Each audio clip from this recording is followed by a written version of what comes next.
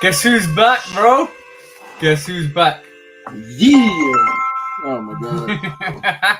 As soon as the episode starts, nah, that's great timing. Put your phone on mute, bro. No. I'm here. Okay.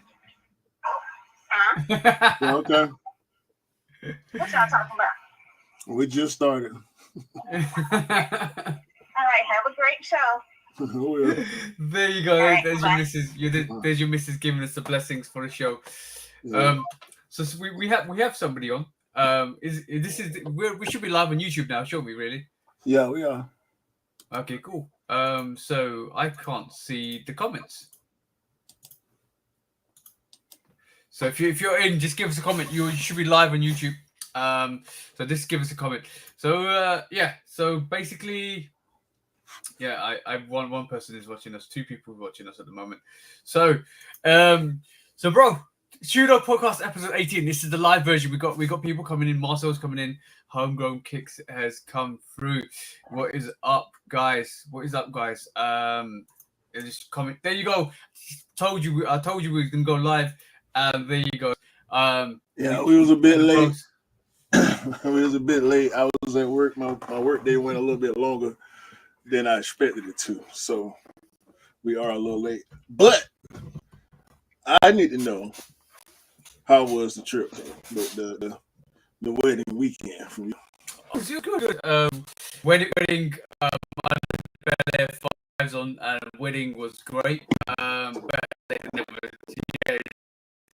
Definitely regret late than ever. The wedding was great. Basically, you saw the little reel from my transition onto from my Bel Airs to my suit. No.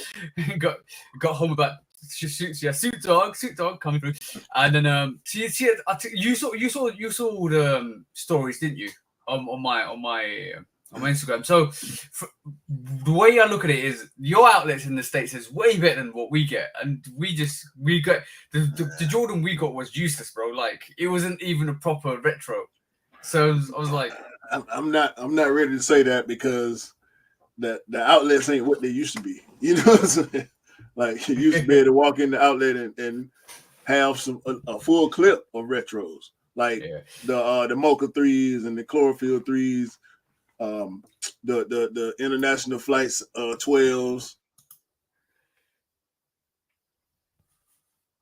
Right, so Q's gone really static on us. So yeah, but basically what we normally get is, there you go, you're back. What we normally get is what standardized stuff that's not really good stuff in the foot sites. It's just like, here you go, we didn't sell this, and here you go. But I thought the outlets in the States was pretty good, from my recollection. Not the ones here, not the way they used to be. We got the outlet fine in Georgia. Hey, ain't nobody snatching no real heat out the outlet no more, man. Them days over. Well, we got about 5 of them. No, not in no, hell no, not in COVID. No. In COVID, that's when the streets was going sneaker crazy, and you couldn't hardly get nothing. Mm-hmm. So basically, I'm just posting up. We've got 2 outlets, and that big find is the first 3 to 4 years. Okay, cool. So yeah, the outlets. I got something interesting. My missus told me something interesting. So on that actual thing, we start Mythbusters. So, bro, the outlets is quite weird because basically, the outlets are quite weird because basically, what I heard about the outlets, especially in the UK, is they front B grades a lot. So there's a lot of B grades and a lot of things that even the designer brands don't actually put in their shops. They design stuff to go straight to the outlets. So it feels like it comes from the stores, and it doesn't, because 90% of the stock is designed for the outlets. So it just goes to the outlets. So when you go to the outlets, you got this misconception that especially in the UK, you got misconception that when you go to the outlets, it's something that was in the high streets, was on Oxford Circus, was in the big shops, and it didn't sell out, and it got shipped back to the outlets to sell. But in retrospect, when you check the branding and when you check the labeling, it's designed for the outlets. It's specifically engineered and designed to the outlets to go for a cheap price to make you think that you've got a deal. You know what? Interesting that, yeah? You know what? I think you're right. Because we have Nike stores and Nike outlets here in Georgia. Yeah. But the Nike stores are made like and feel like smaller versions of the outlet store. They're all designed the exact same way. The lighting is exact same. All the shelves are set up the same way. And that's that mystery wall, that 20% off wall at the back where everybody doing memes and whatnot of shoes they planting in there. Like, come on, bro, you ain't finding all that shit in no outlet in 2022. That's not happening, bro. Y'all know what's been going on for the past 5-6 months? Like that, bro. That's a myth. It was less of a myth a few years ago, at least for us in Georgia. I don't know about in other states. Like you see guys, doing vlogs and stuff, going to outlets, finding this and that. I'll be feeling like some of that stuff these days, but that's another conversation. Yeah. But I ain't walked in no outlet, and I still do anytime I go to a Nike store or Nike outlet, because that's where you make your returns, right? If you order something, you don't like it, take it back to the Nike store. Yeah. So that's how those shoes end up in there, unless it's a Mellow 13, that's a B grade. Unless it's the chlorophyll 3s and the mocha 3s, they didn't sell out, and it took a long time before they actually popped up. It wasn't like second week after release day was in there. You know what I'm saying? That was in there 8 months later. Marcel makes a very good point. B grades were better than Jordan J4's releases a while back, so maybe potentially, but also Homegrown Kicks basically says, well, the shoot Nike store at Lenox is different, but we're not finding The Nike store at Lenox, because that's the hub store, like that's Nike Atlanta. You know what I mean? So that store is definitely different, because that's where you go pick up the sneaker passes and all that. Yeah. I noticed something as well. I'm going to play this. I like playing this. I noticed. But no, I'm sorry. Your point, I think you're correct. I think they are, because when you go to the outlet, you see a lot of stuff that you've never seen in Foot Locker. Yeah. So where is it coming from?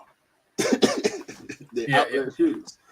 And exactly, and the really interesting thing is, I think the dynamics has changed since the sneakers app has been about. So the way the dynamics changed, I feel like we saw the prototypes restock on the sneakers app this week, and they had all the large sizes that didn't sell out, and like they're doing restocks of some stock of some sneakers that didn't sell out. Yeah, instead of sending it to the outlet.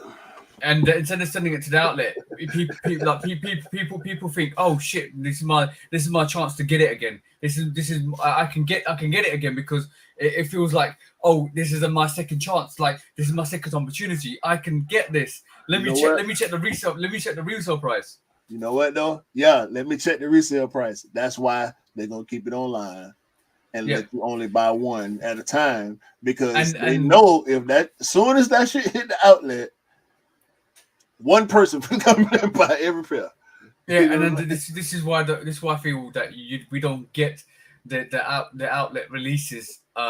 We don't get the releases like we or in the outlets that we used to, because basically Nike's got a very big weapon called a sneakers app, and it feels like, let's just pull these away for a year, or rather than sell them for like ridiculous prices and outlets, let's pull this away from 6 months, give people exclusive access, give people access on the sneakers app, to get them, drop them on the sneakers app, and then let's just see what happens. I guarantee, the handcrafted that came out last year, end of last year, they sat massively. I guarantee in like July, August time, we'll get a release for those on the sneakers app again. It will just pop up on the sneakers app, and all of a sudden you'll be like, oh, okay, cool. This is my second chance. I've always wanted that. You know what it is. Also, what benefits the Nike and the sneakers app is the fact that when people actually buy the sneaker and people see other people rock it on social media or on their feet, and they're like, I should have got that because I missed my opportunity to get that. I can't find it anywhere. And then because it settles in, and you're almost thinking like, yo, yeah, I want it now. I'm used to it. I've seen people wear it. I can fit this properly. Then you might end up getting it because basically they'll leave it 6 months and drop it on the app, and then like bang, there you go. You can get it now, rather than put it in the outlets, which they can discount prices, and you get another 20% off the discount price, and sell it for like $90 or $50 or $50, whatever the price you want to get it. They specifically pull it out, drop it there, leave it there, sell the next releases, and then all of a sudden it pops back out. So we saw that with the prototypes. I noticed that, and something a lot of people ain't noticed, but I've noticed that, especially in the UK, we get like Marcel's basically put it right. It's restock after restock, and all of a sudden restocks on the Heritage is crazy. Is that like I've never seen? We just got EA on Heritage this morning. Yeah, but we've had like this week again. We got another shock drop on the Heritage, basically restock. So there's mass amount of PODs, and the sneaker like this would have gone to the outlets, and the sneaker like this would have been the the Hyper Royal, the original Hyper Royal with a white tick, all blue with a white tick. That went on sale. And I think Nike's learning from their previous endeavors into the sending the sneakers to the outlets, because it feels like they now utilize the sneakers app way more to kind of make sure they sell their sneakers out for the price they want it to. Yeah. I feel that's the tactic that nobody's actually touched upon. Look, they ain't been on top this long for no reason. You know what I'm saying? Like, and I mean, I'm kind of stuck. I'm kind of stuck on that outlet shoe thing. Like, you got to give it up for them. Like, that's a smooth move. Make shoes that just go straight to the outlet because it's a store. Yeah. It's not even shoes. It's not even shoes. They want to have something in there for everybody.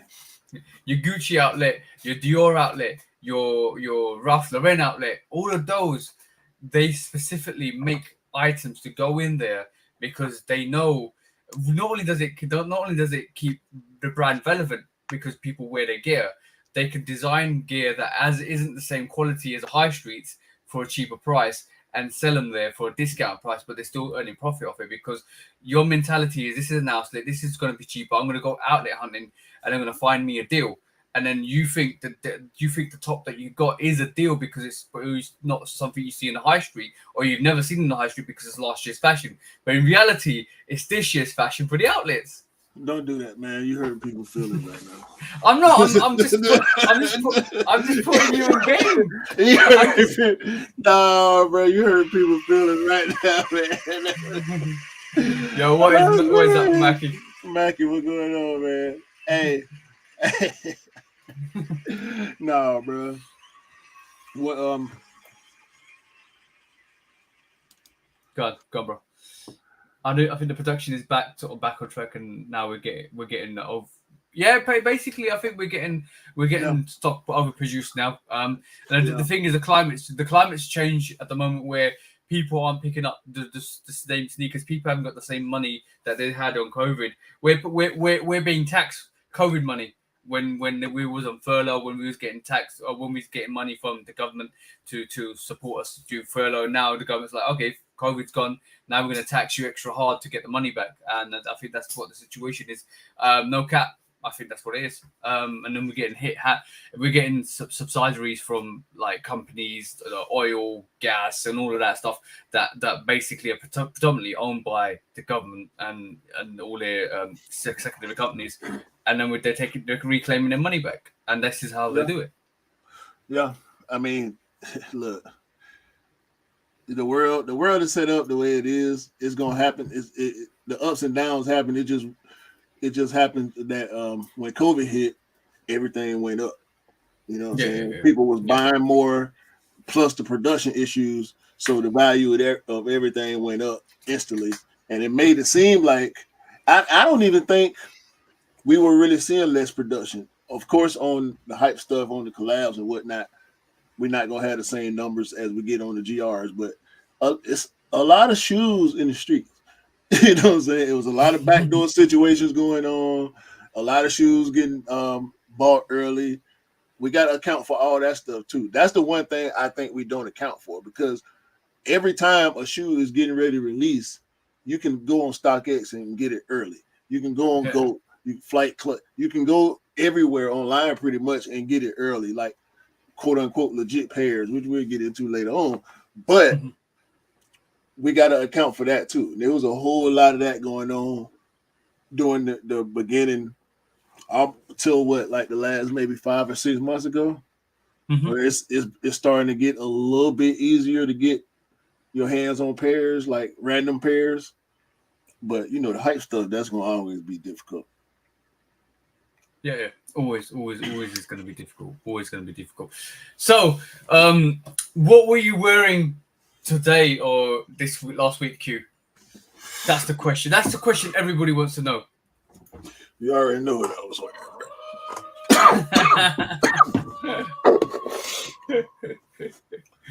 Got me some big steppers. Big steppers. Those are some big stompers. No. Was it look like one shoe's bigger than the other, bro? That's not.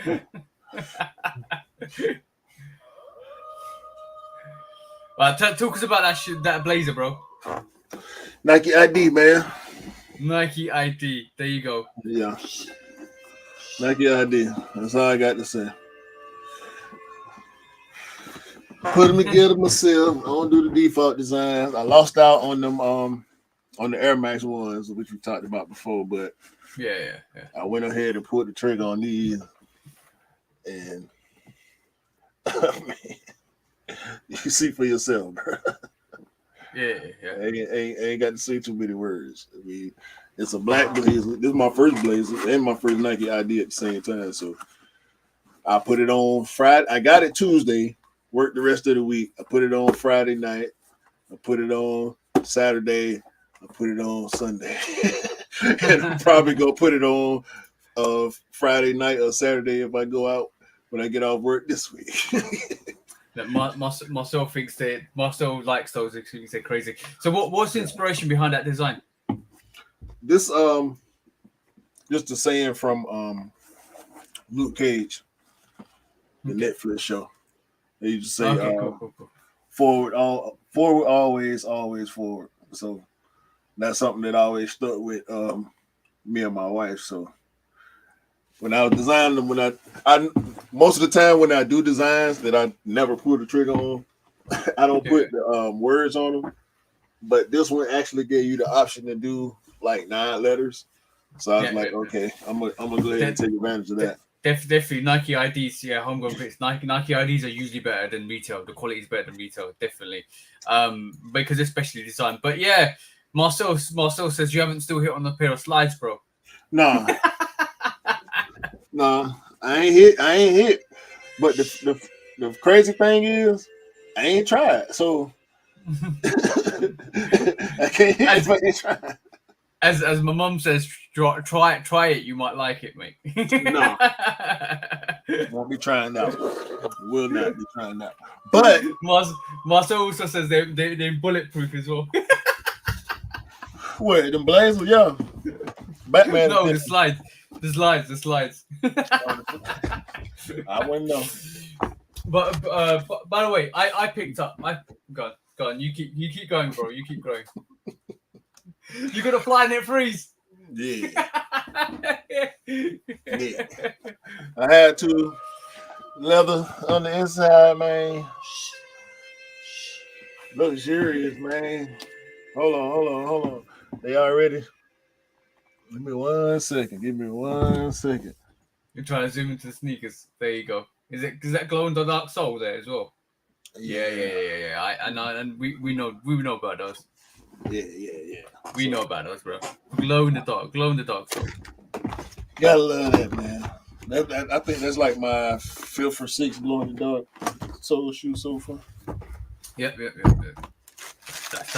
That's pretty good. So what? I know you got package after package after package, bro. Mm-hmm. Also, the Midnight Navy 6s. Yo, we that releases. Marcel, tell us when that releases in Europe, because I think it's next month or end of this month, one of the two. They dropped early on was it Offspring or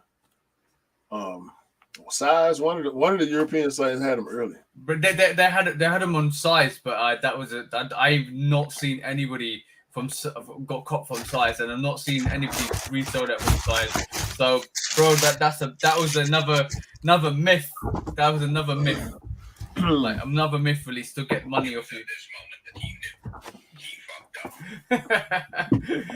So it wasn't even worth going in for those, bro. It was the 72 and 10 lows I got for my homeboy, and also the 9s. Yeah. The chili red 9s. But they gone already. Okay. Just the one. By the way, before you show that sneaker, Homegrown Kicks has basically said Lasership lost his 3-line Air Max 1s, so he's definitely upset. Lasership, bro. Lasership been back on the streets. I've been seeing them on the streets heavy. I ain't gonna front. When they delivered, I can't remember what shoe of mine recently they delivered, but when I saw that Lasership had it, it was the Dornbecker LeBrons. Lasership had the Dornbecker LeBrons. I was like, what the fuck? How the hell they get Lasership some Dornbeckers with their track record? You know what I'm saying? You lucky, because especially after what you said about Lasership the other time. Yeah, they cut us off that episode too. Okay, that was the Lasership sabotage. By the way, if you're in Europe and the May UK, 25th. May 25th is when you get the Midnight Navies, and also on top of that, yes, you are right, Marcel, L. Basically, not Marcel. I'm just getting it wrong. Mackie, you're right. They are dropping the Obsidian ones and the Mocha ones restock tomorrow, and tomorrow Europe and the UK are getting the Amamania 3s and Amamania 1s for exclusive access. So if fingers crossed, we're lucky, bro. I got my fingers and toes crossed. There you go, fingers and toes crossed. I mean, you got two, you and your girls, so hopefully y'all here. Yeah. And oh, by the way, you Georgia is in the building. What is up, bro? My God. What is up, bro? Special shout out to you. But so are you done with all the releases you picked up this week, bro? Mm-mm. One more, another one.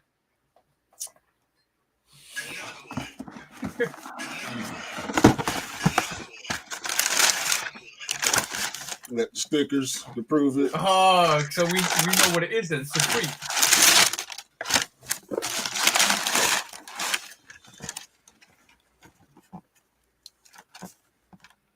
Supreme Zoom 95. Oh, I like those. I like those. I somebody I saw got the brown versions.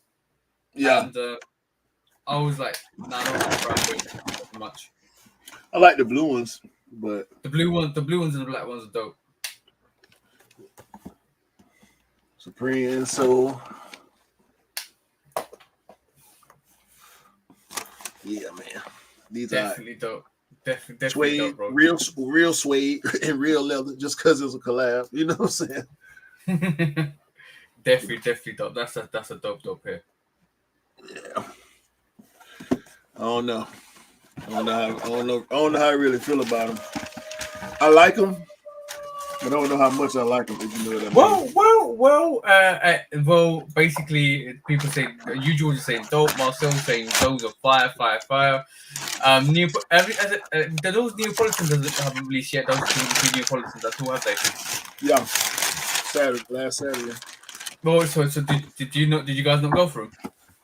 I was trying to actually me and my wife and my sister were all trying to get a pair for my niece, and we couldn't get them. So they seemed like they was pretty hot. Okay, It was cool. the hottest. Them 11s were a lot easier to get than they were. Okay, so the 7210 were easier to get. I think the 7210 are still sitting here, to be honest. If I'm really honest, probably still find pairs here. You can still find Midnight Navy 6s over the weekend. I saw a few pairs sitting around in the mall. The Neapolitans are, I think, are releasing this Friday for us, or the UK. I need to double check that. Maybe I'm wrong, but I'll double check that. So, are you done with your releases, bro? Yeah, I'm done. I picked up my favorite 13. I just done the review for this as well. This is the Jordan 13 Navy, or what people like to call the bright blues, or what I'm gonna call the reverse flints. No, it's really like a black flint. A black flint, yeah, black flint reverse flint. Wait. Hold on. Let's have a serious conversation about this, because the flint is the flint because of the flint gray. Yeah. So that can't be a flint. The reason why I called it the reverse flint, I know it's because of the grey, but this is the black, like you said, this is the black flint. But the reason why I'm calling it the reverse flint is just because of that toe. Rather than being white, it's black, and everything else is black rather than grey. So for me, I just called it the reverse flint. But it's not. It's called a bright blue or navy. This is what it's called. But they should have called it the black flint or the reverse flint. One of the two. Nike called it the navy. Yeah, don't know why Nike called it the navy. You can't call it flint because it ain't got the gray on it. That's why we call her the red when the red flint, because it's red and flint gray. I call it what I want, bro. Yeah. No, you're right. You call it what you want. They're trying to make a point. You got it, big dog. But the 3M pops on that really well. Yeah. And I also got something that I'll probably showcase on Sunday, because obviously that's not still in hand, but that video will come out on Sunday, and that's an assist for Mr. Simpson. So that's hopefully going to be coming out soon, or we're going to see that soon on the Shooter podcast on this weekend. So that's going to be quite interesting. But anything else, Ro? What was your basically I wore my Air Trainers and Fresh Prince 5s this week. So that was pretty much my week. It all rolled up in one. Yeah, I was chilling in my Blazers all weekend, bro. That was it. Blazers time. Yeah, Blazers. I had to. I ain't even done no video on them or nothing. I just, because when I got off work Friday, I chilled for maybe an hour, and I told my wife, let's go out, get something to eat or whatever. So we went out. When I came back home, that was it. Full work day. Then went out, had a couple of drinks, got something to eat, whatever. So I just been Saturday when I was getting ready to leave the house to go pick up. I just put my Blazers back on, different outfit. Sunday, did the exact same thing. So I love them shoes, man. I don't know why. It is. I mean, I like Blazers. I've always had a certain level of appreciation for Blazers, but now I actually love Blazers. However, I don't want no white Blazers for some reason. How comes? I just like black. I just like the black, bro. I like the black with the white swoosh. I feel like I wouldn't want. Okay, the off-white blazer is dope. The cream one. I would wear that. But what about the Halloween? I like the I don't even know what the Halloween. You might have to pull that up. I can't think of that. Off-white. I think it's off-white Halloween blazer. You might be talking the tan and orange one, right? Yeah, that one. That's what I'm talking about. That's what I'm talking about. I like that one. I like all the off-white blazers, to be honest with you. Just they different, you know what I'm saying? They different. But and y'all can call it hype if y'all want to. I don't like them as much as I like as I like the off-white 5s or the off-white 4s. I still like other silhouettes better than I like those. Like, even come on, yeah, come yeah, on, come on. yeah. Them hard, them Come hard. But to me, that's like it's so simple, bro. Like that color I can do. I just don't want to do the white, the all white with the whatever color swoosh or the white and gray. Nah, I got to do that, bro. I'm really tempted to order like 2 more pair of these. Different colors though. No, just like that. Just like this. Well, yeah, maybe a different color on the other side and the bottom. You know what I'm saying? Maybe one with the blue bottom, maybe one with the gray or whatever. But this black is really this side. You know what I'm saying? I just love this side of this shoe. Mm. I don't understand why all of a sudden it just hit me. And then that top down view, I mean, that is luxurious right there. Mm-hmm. That is, I can, man, look. That's the shoe door coming up, bro. That's the shoe door coming at you. I don't know how it happened, bro. I mean, I ain't never had a pair of blazers in my life. I done had so many chances to get blazers, like regular blazers, but as soon as Yo, Cam, you got some explaining to do.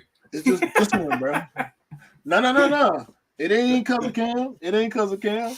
Cam loves blazers. Actually, my wife, I know you do, but my wife kind of like them too, and me and her done had a couple conversations about them. Because as soon as she said she kind of like them, I'm like, okay, I'm gonna get you a couple pairs. She's like, nah. So, hey man, I'm a Blazer fan, a legit Blazer fan now. But I'm not gonna be buying them like that. Right, cool. It got to be the black, all the way black. I don't like the white midsole on the black. None of that. Okay. Just so black now.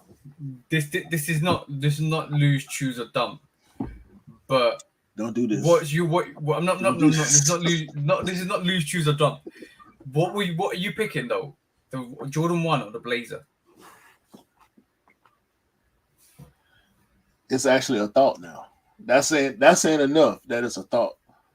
But I would have to say the 1 because there are a hell of a lot more ones that I like, and I just said I don't really want no white blazers like that, and they don't really come in too many. It's like every now and then you'll get a really. I ain't talking about the big swoosh. I'm talking about colorway. You know, colorway wise, ain't too many pair of blazers that's really out there like that. All of them pretty plain, pretty OG style. You know. Homegrown Kicks is basically saying the highs are stiff too, but it really depends on the pair. But the break in is phenomenal. So once it breaks in, bro, 3 days. Look at this. I started to get mad about it. As soon as I put them on, that crease right there happened. Okay, that's like Jordan 1s. I'm like, bro, this leather is crease too at the back. Crease at the back. The leather is too butter because it's so thin. You know what I'm saying? Yeah. So he talking about the break in, bro. That's facts right there. That's facts. You gonna get you a pair. You gonna get you a pair. Yeah. Well, I make a deal with you. I'll get myself a blazer if you get yourself a forum. Nope. I don't know what you're gonna say. Nope. You know what? On that note, if I'm gonna get a pair of forums, then you got to get a pair of these.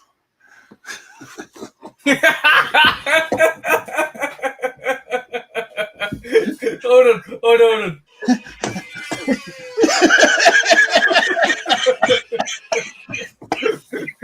That's definitely not happening, bro. That's definitely not happening. Yo, that's definitely happening. What the hell this is hype to the extreme right here, bro.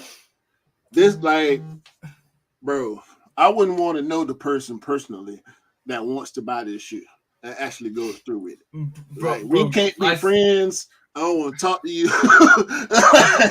I said it on my sneaker news, bro. They found these pairs all around Paris.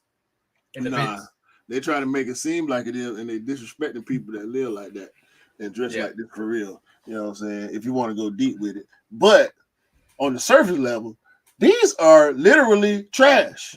And you know what? You know what? I'm gonna give them the benefit of the doubt, right? They should have did some type of double construction and had this tore up, dirty, messy looking shit be a top layer. As far as the upper is concerned, that would be smart. But I don't know if they did that because it wouldn't matter if they did that. People gonna buy it anyway. Yeah. But by the way, guys, without looking at the price, what do you think in the comments? What do you think the price of that Balenciaga, fully distressed Balenciaga is?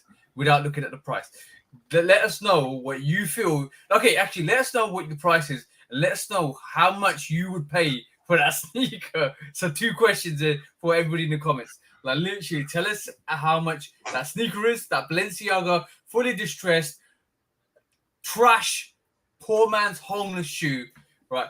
Tell us how much that sneaker is and how much you would pay for that sneaker.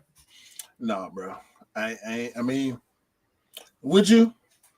Like, I wouldn't pay for that sneaker, bro. I mean, come on, man. This is Marcel straight in there with like, I need them to pay me. right. So no, let's see, because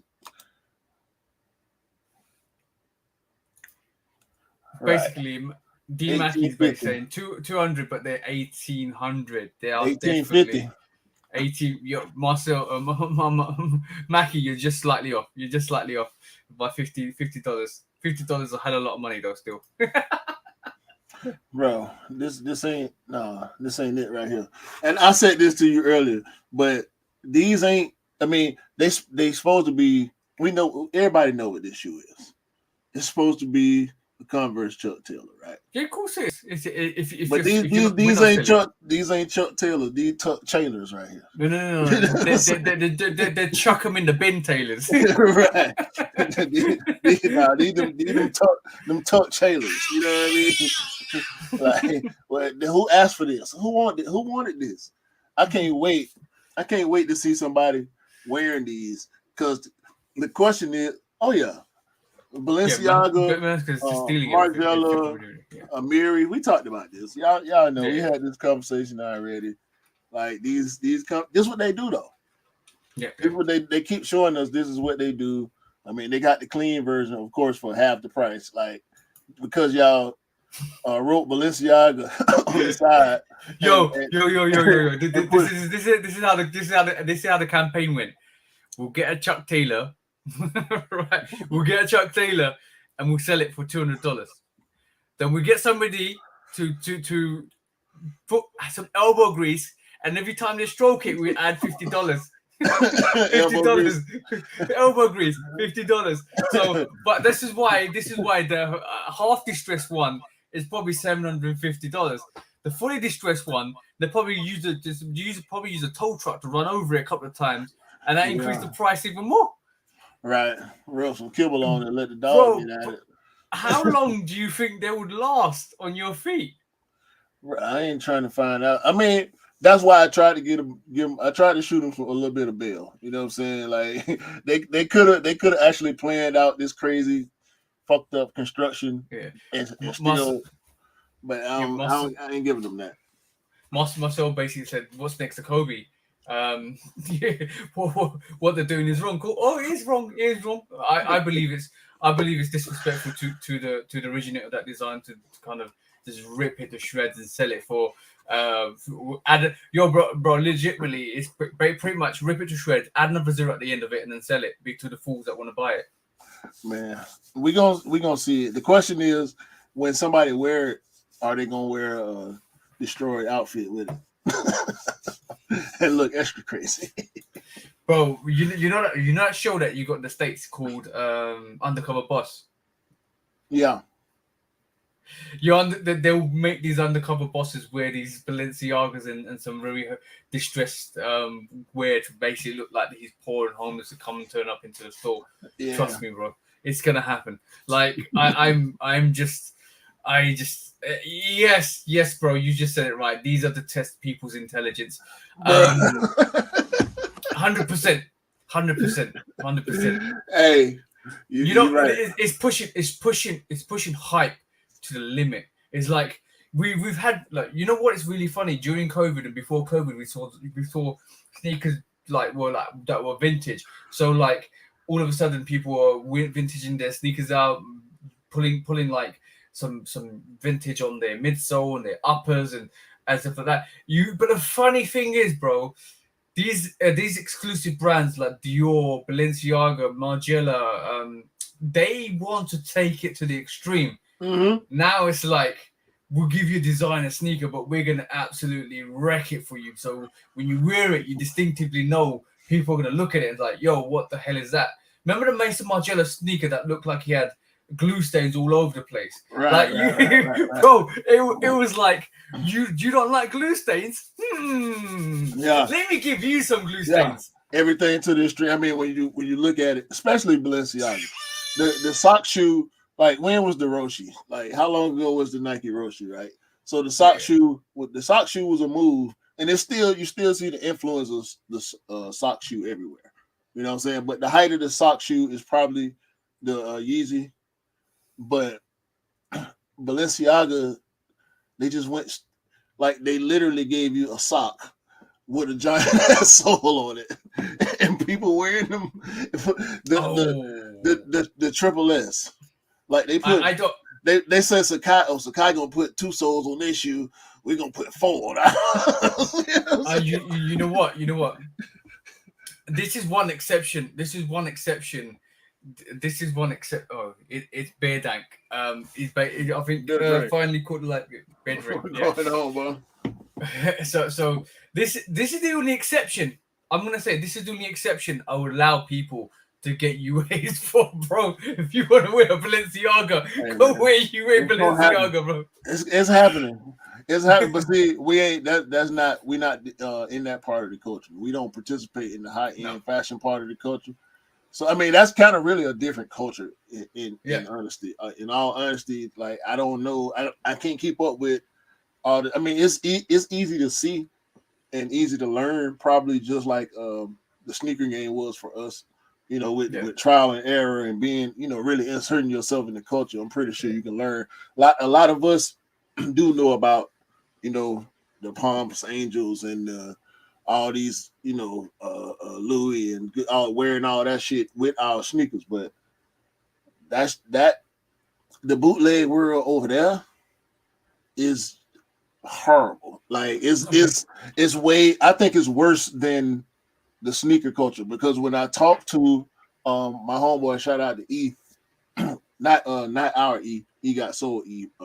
Talking about my partner E Jones, he deals in clothing, apparel. You know what I'm saying? He do mostly polo stuff, like vintage polo stuff. But you can get so much. It's easy, bro. It's so much easier.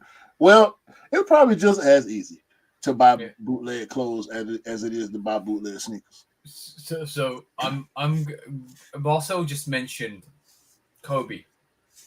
So Mason Margiela's nearly touching that base with the Allen Iversons. The Allen Iverson mids. Questions. Let's just say the Reebok sign ripped off. Rip off that Reebok sign, expose the cushion, and you're good to go. Wow. Yo, bro, I still see that Reebok on the tab at the back. Who asked for this? I mean, shout out to AI, man. Like, I ain't never rocked AI shoes. I do think a couple of this, the original pair, and I think it was the third or the fourth pair. I can't exactly remember, but I know he has some dope shit. But I ain't never. I've been on Reebok since Emmitt Smith and Thurman Thomas. You know what I mean? But nah, these who want these, man? Who asked for this? $750, bro. $750 for you, bro. Special deal. Special price. Special price. Just for you. Imagine, bro. Yeah, you grab a question made. rip off all the information that it's a Reebok, and I said, yes, special price for you, bro, $750. No, I'm good. Who does that? I'm good. Who does that? Who does that, bro? I mean, Margiela got some. They got some stuff, man. That's plagiarism 101, bro. Plagiarism 101. No, that ain't plagiarism. That's a collab. It is.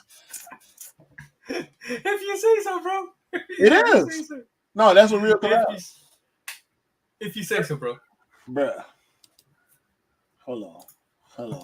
Bro, we finish. Audio 26.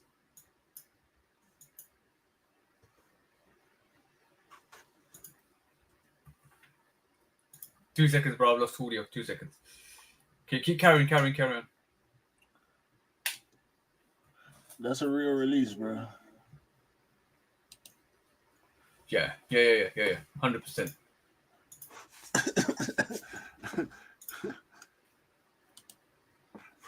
It's real. It is real. It exists. It exists. And along these lines, what's the other AI shoe we were talking about? By the way, AI shoe? These 400. The question that just came out recently. So hold on 2 seconds. I'm still struggling with audio, bro. 2 seconds. Some technicals. There we go. Nah, it ain't. Is it that one? Is that it? Yeah, that's it.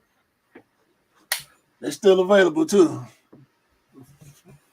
For everybody that want a pair. I mean, full size run. Right the cart right now, straight to cart. Come on, bro. Yeah, the Reebok question is still available. It's a Jordan 11 wannabe. No disrespect to Allen Iverson, but he said out his own mouth that he was when they designed this shoe, he had the Jordan 11 in mind. Yeah. So, he definitely did say that. And why not, Jordan? Come back and put the Jordan down the side instead of the Reebok down the side. By the way, do you see on the eyelets where it's got on that zoom into the eyelets? So where it says Reebok on the side of that, that's what the Concord, that's what the Jordan. Yeah, the Jubilees are supposed to. The Jubilees are supposed to, but there was a sample Concord, right? That had that. When the reason why they got rid of that was because that faded and eventually leaked onto to the upper, and this is the reason why they got rid of that Jordan sign on the actual eyelets on the actual not the eyelets but the straps on the metallic ballistic eyelet straps on the 11. So that's that inspiration, that Reebok inspiration on the eyelets is definitely from what do you call it, the Concord. That's the whole sneakers from Concord, bro. That's like that's a Concord mid. You know what that mean, right? What's that? Yellow shoe for eight. It would be a red, but I respect Allen Iverson. I don't think he should have did this. It came out dope. Yeah. If you into that sort of thing. But I never had a pair. I never really wanted a pair like that. I always wanted the trainers and the Air Max and the Jordan. So that's just me, man. So okay, cool. On that question. So what's worse? What's basically what is worse in plagiarism? So what Mason Margiela and Balenciaga do worse than what Supreme do, which is basically stick their name on everything? Nah, that's Brandon. Okay. That's Brandon because I'm not a Supreme guy. Yeah. But Supreme is Supreme. Like ain't nothing else. Ain't nothing else really like Supreme. I mean, I think Bape is probably the closest. Yeah, I wore Jordans in college for sure. Yeah. He still wear J's. Yeah, he wore 3s and 4s a lot. I see him in 3s. Yeah, he loves his Jordans. I think if he had a choice, he would have signed for Jordan. But yeah, outside of Bape, I mean, it's some other brands that do more than merch, but Supreme, they just it's everything. It don't matter what it is, they're gonna figure out a way to squeeze something out of it. You know what I'm saying? And the people that love do you think it's lazy though? But you think it's lazy though? Because sometimes I do. Sometimes I do, but when look, they do a lot. They do a lot. Yep. It's not everything. It's not just the box logo stuff. You know what I'm saying? The box logo is Supreme, and I'm not mad at that. So when you say you think it's lazy, yeah and no, because if you could do it, why not? Okay. But when you go to the Supreme website, ain't much up there because every time they drop something, it's gone. And they don't. Yeah. They ain't got a full 40 pages worth of merchandise like Nike or like Adidas or even the Reeboks and the Filas and any other brand. Even in fashion, like we talk about like Staple. Staple got a good amount of stuff up there on their website, right? But I've been seeing the same stuff on their website for like 8 months. You ain't gonna really see that on Supreme. It's gonna sell. I mean, people that love Supreme gonna get it. You know what I'm saying? So Supreme's probably one of the originators of the Palace, and Supreme probably one of the originators of that skateboarding market to actually take it into the mainstream market really well. Palace is still not up there, but Supreme, just everything Supreme sells, and they can put their name on anything, and they'll sell. Right. Like your bro Marcel saying jet skis and Supreme bricks. I wonder if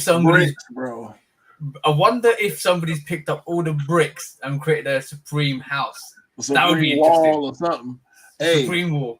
To even find out that was real, like think about that. Like these people actually went and got bricks made with the box logo in it. And I wonder if there's any UA bricks. Probably so.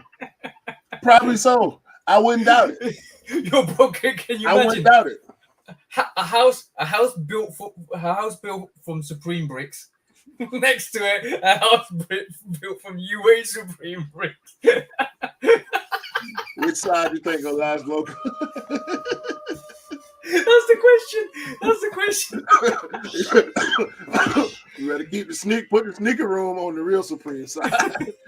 Make sure this is the master bedroom, put all that shit. Can you imagine though? My house is built on Supreme, and the other guy's like, fuck your Supreme. My house is built on UA Supremes. How much you want to bet somebody painted their house red and white because they love Supreme so much?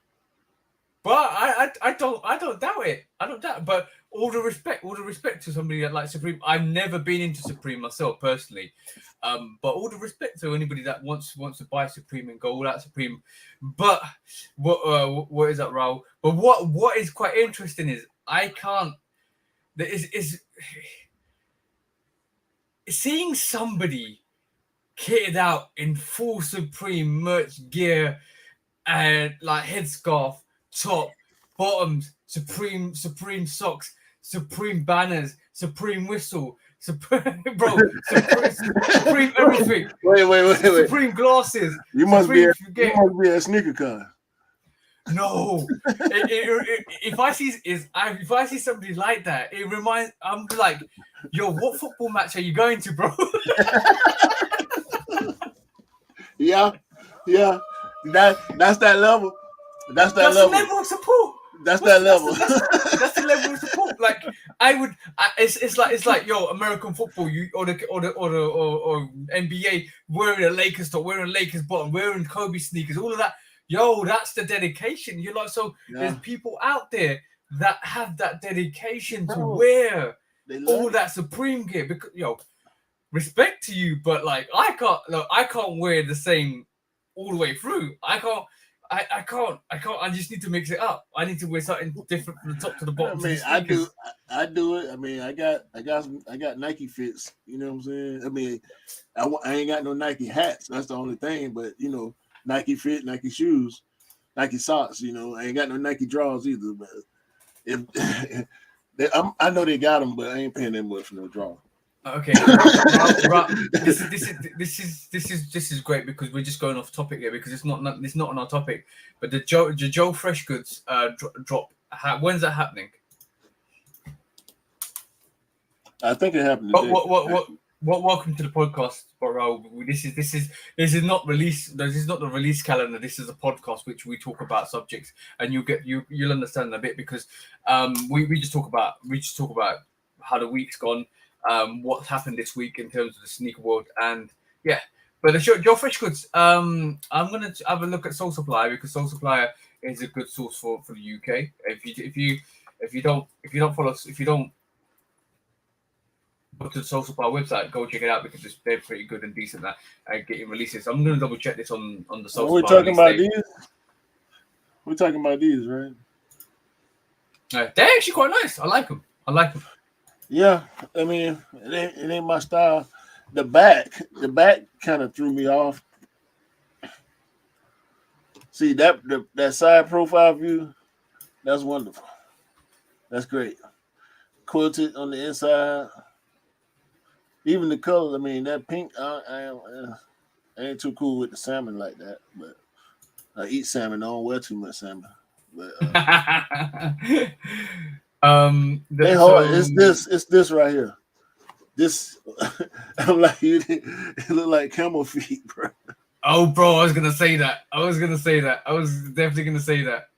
I don't know when they're gonna release it in the UK. I'm not seeing a release date on the UK at the moment. I'm just checking the Soul Supply. I'm just whizzing through this. I can't see it. At the moment. Marcel might know a bit more information, but I've not seen them around. It might be just a US release. When did they release in the US, bro? I don't know if it was these, but I definitely saw a Fresh Goods notification today. But I didn't really look into it because I wasn't interested in it. Oh yes. I remember, Marcel. Some player, was it the NBA player that tattooed Supreme down their leg? Who was that? Now I think it was J.R. Smith. Yes, it was. Because the whole situation with LeBron running in and J.R. Smith just not coordinating his pass to LeBron and the whistle went, and then he went and did the Supreme. Then he went and did the Supreme down his leg. Yeah, it was J.R. Smith. Apparently. Damn. This guy. Talk about internally branded and paid by Supreme. Better be paying him for that logo, bro. Nah, that was a choice he made. He might have to pay them for use of it. Straight up. So but apparently Raul just basically said that the Joe Fresh was for him, but it was a big issue with the release. Basically, the release was debacled. Yo, that's a little situation we might talk about next week. But it seems like recently Jordan 2, the Union Jordan 2s had the same issue. They kind of overprotected the bot system and nobody got pairs, and then they cancelled all the orders and re-released them, and then everybody picked up pairs. And there's issues with the releases, bro. Like these brands don't know how to do their releases and how strict they put their their actual bot protection, because Union had problems recently. Marcus Jordan doesn't really care about anything but backdooring, and then and then and then Joe Freshgood's release is absolute chaotic. So something's definitely up in the air, bro. The Alma Mayer situation. Yeah, yep. I forgot about that. What? Tell the people, bro. So somebody busted in the back, literally busted in the back. I remember that. You did the sneaker news, right? Yeah, I did. I remember now. I don't think we talked about it. It was literally the Wild Wild West of the sneaker world. Basically, imagine a bank robbery from the 1980s, because the 1970s, 1980s was when the Wild Wild West was ever present in the US. So basically, imagine getting a car, linking it to the wall, pulling the wall apart, and all of a sudden you've got access to the Amaminia release, Amaminia 2s. This is why they delayed it, bro. That was in Atlanta, bro. You sure? Yeah. What was your location at that time? I was at work. Actually, I had an in-store appointment the day it happened, and I couldn't get down because it happened. You're Mackie straight in there. Says, welcome to the ATO with a players breaking. I mean, they literally they said, is that that's an axe right there, like a pickaxe or something right there on the ground. They literally was trying to tunnel their way inside. Shawshank Redemption, but going into the prison, not out of the prison. No, we talking this. This is real life backdooring right here. It's not back door, it's back wall. It's a back wall, bro. They said forget the back door. We go secure the back wall. You know what I'm talking about? Like, come on, man. It's getting dangerous out here. Oh man, my bad. That was old. Yeah. Just for sure. Like, that was crazy. Like, how are you not gonna get caught? You how are you not getting caught? Like, literally, you're going to. Yo, you're walking. Like, I can't imagine you're walking down the road with a pickaxe, bro. Even if you park the car up, from the car to the wall, people see you with that pickaxe. They literally broke a hole in the store. Yeah, I mean, they might not necessarily walk. I'm pretty sure they wasn't walking, but that's some harebrained. Shout out to you. You just I was just about to say. I said harebrained, bro. That's what that is. That's some more harebrained, strung out. Like, I don't know how many joints y'all done smoked for y'all thought about doing that. Like, that's some. You ain't that ain't something you plan. That's not a heist. That's the, you know what I'm saying? But hold my blood. I'm going. that ain't something you plan, bro. For real. Yeah, them Acme tools. They got Acme tools out there. You know what I mean? Like, come on, bro. I mean, for real now. Hold on. Now, picture this now. You in downtown Atlanta, right? I mean, like in the middle. Actually, not even dead in the middle, but right where it starts to get really congested, and you got everything. You got the arena and CNN, the Ferris wheel, all that down the street. You got restaurants all up and down, hotels and office buildings and all this shit. Well, this where the radio stations and the record labels and all these folk down here. You actually think you finna be in the back of a building hammering at the wall in the middle of the night and ain't nobody gonna do nothing? This what you thought?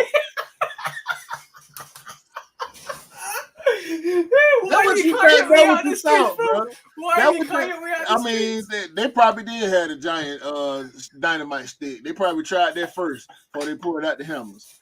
You know what I mean? Like, come on, bro. Bro, you think about it.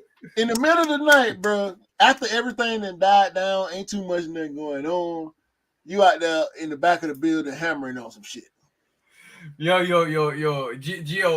basically said, I knew a crew of guys that broke into the business through the roof. Real talk. So, hey, man. Remember, allegedly. Bro, remember, snitches get stitches. Remember. Yo, and that's you, Benjamin Kicks as well. But by the way, remember last year, or was it early this year? When 23. Yo, Mackie, you are good. That's the one. You are good. That's the one. Ocean's 23, bro. Ocean's 23. Forget Ocean's 11, Ocean's 12, and Ocean's 13. It's Ocean 23. Yeah, Michael Jordan joins you. Michael Jordan joins you, the secret spy. Yeah, Mackie wins. Mackie won that one. Yeah. Yeah, yo, he won that one. But can you imagine, right? That like earlier this year we had the Scotland break into the van for the sneakers. Then we had a U-Haul incident in the States where they found a U-Haul full of the Alabama truck scandal. Nah, that wasn't. No, you talking about the FedEx situation where the dude was dumping the stuff out the back? No. There was a U-Haul found worth. Oh, that was that too, though. There was that too, though. And now we've got this incident. No, these guys are like, yo, we can't get these trucks no more. Let's go and break into the store. Forget the source. Forget their warehouse. We can't backdoor them anymore. We get the U-Hauls. No, we can't get the U-Hauls. Let's go to the store now. Yo, imagine that, bro. These people are getting desperate to get these resale prices. Bro, you smoking dope, bro. No, that's not a good idea, funny, bro. To go hammer your way through the back of the wall, like, come on, bro. No, really, like, I'm really sad and disappointed that this incident is a representation of the people in Atlanta. Yeah, but it might not even be people from Atlanta. It might just be people that came through. Let me speak for the people from Atlanta. We are not explain yourself, bro. We're not this stupid, y'all. we do a lot of crazy shit, but we can't do this, man. We can't do this, man. This the stuff memes are made of, bro. Oh, bro. Marcel's in space said Ocean's Marcus Jordan. Yo, stop it, guys. Stop it. This is going to get too much. Yo. Oh, shit. All right, cool. Got it. All right. So the next... Yo, we're having too much fun. This is not good. The next situation, all right, is we're going to talk about what ifs, right? So we're going to talk about let me find an audio for that. We're going to find what if. So what if Nike came to you and said to you, yo, Q, design us a shoe. We want you. What you designing, bro? What inspiration are you taking, and what are you designing? Something that to revolutionize the game. Something new. Yeah, so anything. They said we need you, Q. You are the inspiration that's gonna take our brand forwards. What are you designing? I don't know about that, bro. Because Marcel said you already did with Blazers. yeah. That too. But not that's why I asked if it was something that already exists. Because let me give you two answers.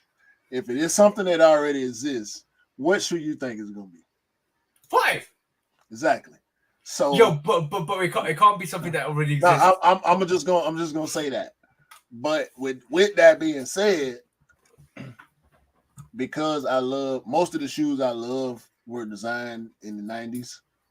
Yeah, it's gonna be something tribute-ish. You know what I'm saying? Okay. The only thing about that, Mackie's bringing back the Mike Vicks.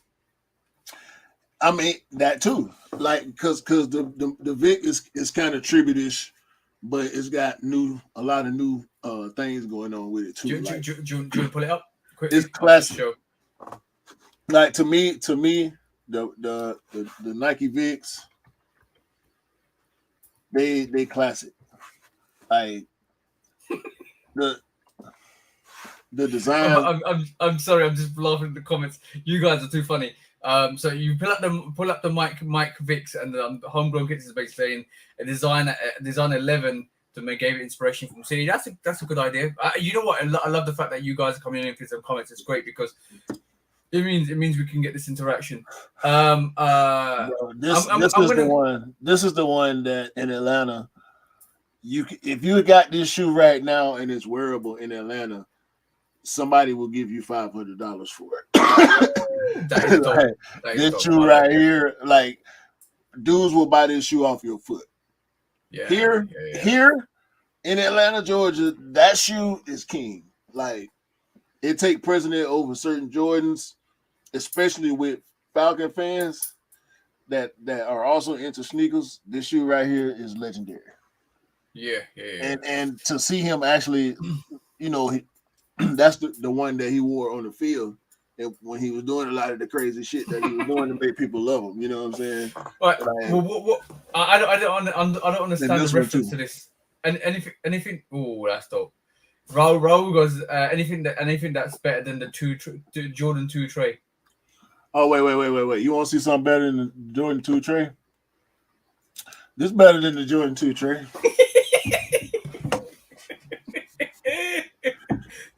How you feel about that? You like these, Raul? I can't wait to find somebody who like these.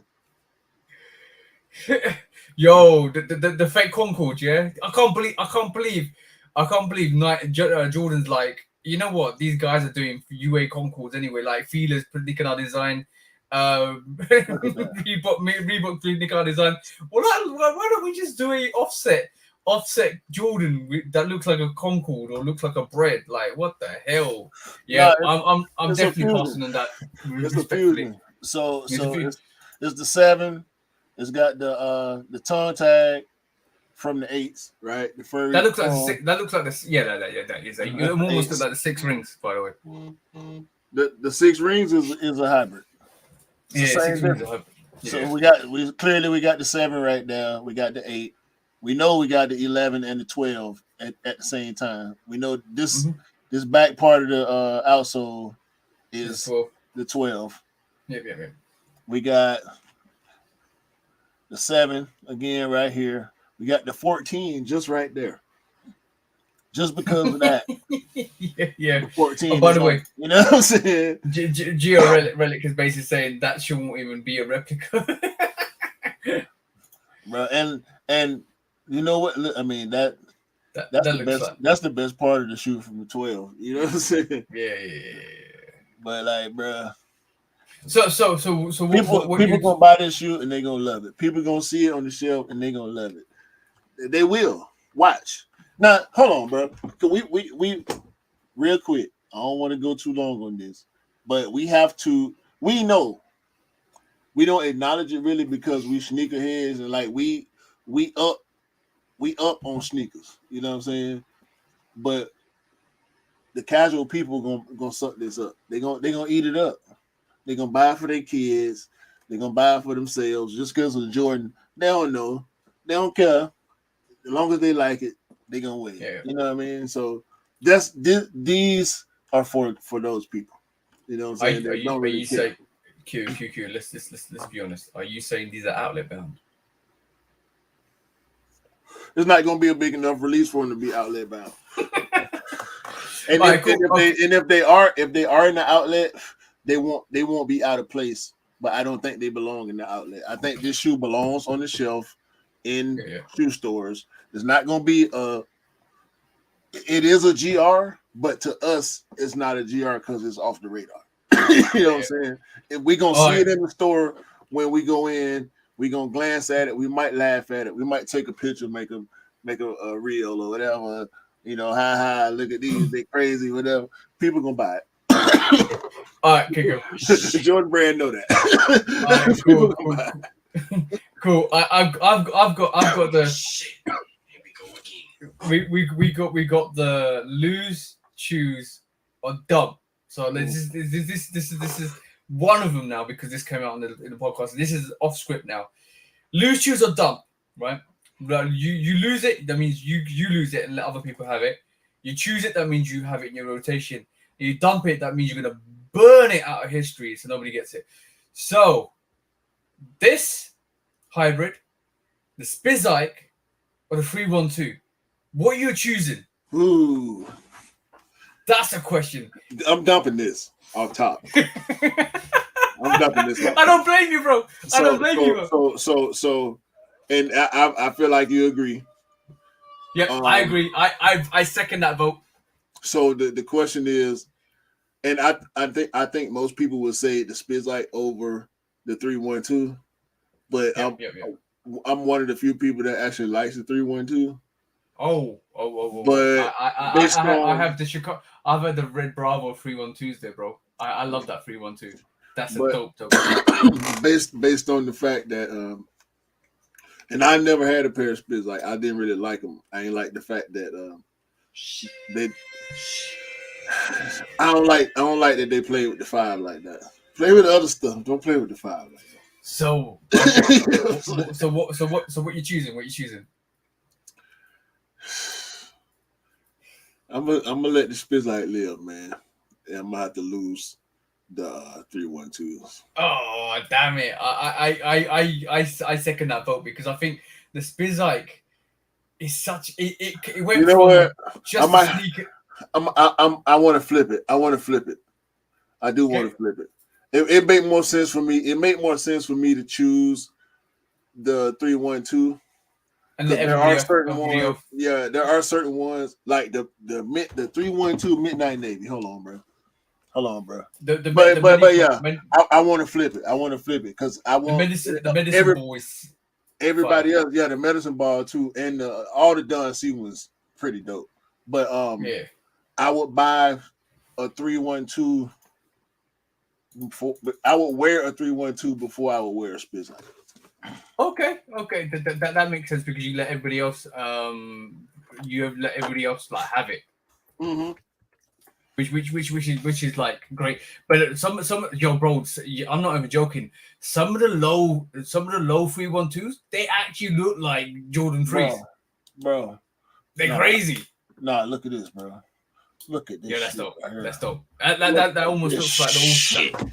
That looks like the chameleon one, bro. Shit, bro. That looks like the chameleon one, bro. I'm not joking. When I saw this one, I started looking, bro. I'm like, why? How did I miss this?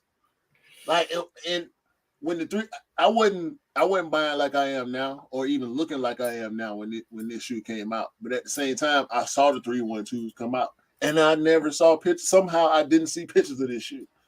Yeah, no design, but that actually looks like the chameleon one. That looks like the All-Star Jordan one.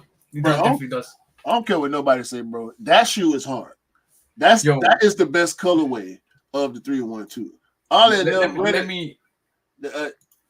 He's saying that shoe comfortable. It wasn't that comfortable for me. Real threes feel better for me than the 312 did. That's why I end up. I'm gonna say, bro, look at that. Look at that. Yeah, that Chicago 312. I almost bought that. That's the pair I had right there. I had the bread. That is dope. That is dope. And I gave him to my partner. I have this pair, bro. The Bravo pair. Yeah, the Bravo pair is dope, bro. Dope. I like it. I like it quite a lot. And you know what? I'm gonna rock them. I'm definitely gonna rock them. I need to rock them. I've rocked them. I've rocked them a long time ago when it first came out. So that reminds me. I need to rock them. Basically, yeah, bro. The lows. I'm just fascinated with those 312 lows. Definitely look like a Jordan 3. But the more you take the top of it, looks like a Jordan 3. Design like a Jordan 3. Just the cement prints in the wrong place. Definitely a dope shoe. That colorway. Whether it's the red, that's why I like the Midnight Navy one so much because it's that colorway. Yeah. It's that Chicago colorway. That is not the Chicago, but it's the bread toe colorway. Yeah, and this is the thing is the way I look at it. The Spizikes are dope. I'm going to choose the Spizikes because I'll give everybody else a 312s, and I'll choose the Spizikes for everybody because, like, it's really funny that the Spizikes were like maybe the first hybrid. Was it the first hybrid that they did? Yeah, potentially. Yeah. So for me, that was it's become a cult classic. It's one of those movies that becomes a cult classic. Like you have it there. It wasn't respected, and all of a sudden it's respected way more. Just like the 312s now, the way we're respecting it way more now than when it first came out. Because when it first came out, everybody hated it. Everybody's like, "Oh, what the hell was this?" Then this is why they got Don C to actually collab with a couple before it released properly. And that was an early indication of what Jordan Brand's gonna do with some of these the sneakers that don't really sell out. They like the twos that don't really sell out. They're gonna do collaboration to kind of get them out. That was the first indication. But like 312s classic. Now the 6 rings. I don't like the 6 rings, right? But it's becoming a classic. See what I'm saying? It's becoming. Some people actually love it. I know some people loved it when it came out, despite the hype history. People like that shoe, and I ain't talking about people on the internet. I'm talking about people that I knew. You know what I'm saying? Like it was a Jordan. It wasn't. It wasn't. It's a myth. We should have. Yeah, pull up that Mythbuster music, man, right quick, because no, we got some busting to do. Not in that way, bro. We're great Foot Locker employees. No, not like unlike Foot Locker employees. So what you busting myths about today, bro? The myth that Team Jordans aren't good shoes, or it's the early Team Jordans. The first like 3 pairs of Team Jordans were just Jordans too. They were different Jordans. We know they wasn't the Mike Jordans. We knew they were the Eddie Jones and the Derek Andersons and all the people that, you know, Ray Allen, all the people that started signing with Jordan. We know they was getting their shoes. These shoes were for these players, Ben Baker and you know, the women's Jordan. Them shoes sold like when I was in school, when them shoes was releasing, people was wearing them a lot. You know what I'm saying? They was super popular. Like they not what they used to be to us. I think it's a matter of perspective because, like I said, they always sell, and I always see them. It's like I'm not seeing any less Team Jordans than I'm seeing Heat on a regular basis.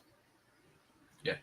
It's good. Variety is definitely good. Like, variety gives you the option to choose what you want. And variety is good. If you don't like something, don't knock it because somebody else might like it, and you got to respect that. And from my perspective, like this is what we're talking about. Spizikes. We're talking about 312s, and this is what we're talking about any hybrids because basically it's still part of the range of the Jordans.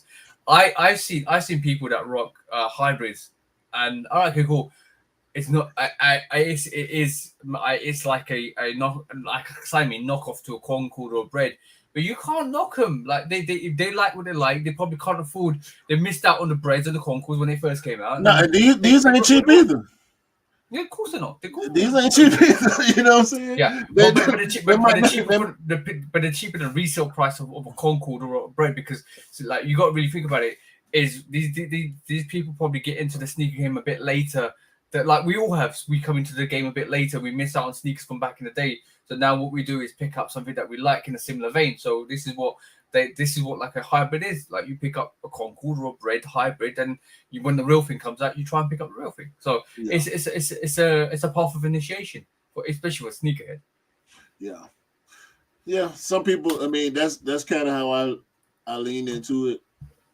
I bought some stuff that I wouldn't dare even look at today, you know what I'm saying, years ago, but I eased my way in slowly, you know what I mean?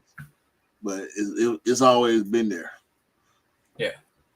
So yeah, there's some really good hybrids coming out. I want to see if they ever bring out more Spizikes as well, because they retired that model. I got something to show you. I got a question to ask you. Okay, cool. Well, I told you I got a question to ask you, right? This is a real serious. I thought you already asked me, bro. No, this is a real serious question I got. But you haven't answered the question, bro. What? What are you going to design? I already answered that, man. What are you saying? I can't. I'm not gonna sit here and draw it right now. I got some ideas in my head. It's gonna be. Maybe I didn't answer it completely. Nah. It's gonna be inspired by probably a lot of the shoes in my childhood that I love. The same shoes that I buy now. You know what I'm saying? Oh, okay. Cool, I can't see really trying to like almost like how Drake did with the Zoom 95 thing he doing. Yeah. We know where that come from, but we know it's not that type of thing. You know what I'm saying? Like how Saquon Barkley did the trainers, you know what I'm saying? But I feel like when you do stuff like with the SP trainers, they doing a whole lot, but they're not doing nothing different to the silhouette. That's what you talking about, the silhouette. Yeah. Silhouette, I want to change the silhouettes or put together some elements from the silhouette. So what I would do probably would end up being a hybrid. You know what I'm saying? I don't think it'd be as monkey looking as some of the hybrids that we get, but I wouldn't put out no foolishness like that. Like that hybrid. You could do something which what Sean Witherspoon did for the Air Max 97 collab. So basically that was like that's kind of an interesting look take into it. Have you ever seen a Jordan 3 with a Jordan 4 sole? No, but that would probably be nice. Yeah. Or Jordan 8 with a Jordan 7 sole. Possibly. That mixing soles could be a good invention. Maybe doing something like that would kind of be intriguing. But like, yeah, it's a fascinating question. What would you do? Like, what would you do if like Nike was basically like, dude, like you are the savior for this company. Design something. That's putting you on the spot, bro. Like, okay, cool. Tinker, where you at? Speaking of Tinker, that's what I was going to ask you. The question is, how much do you really love Tinker? Quite a bit. What? So, if you really love Tinker, you have to feel the way I feel about this shoe.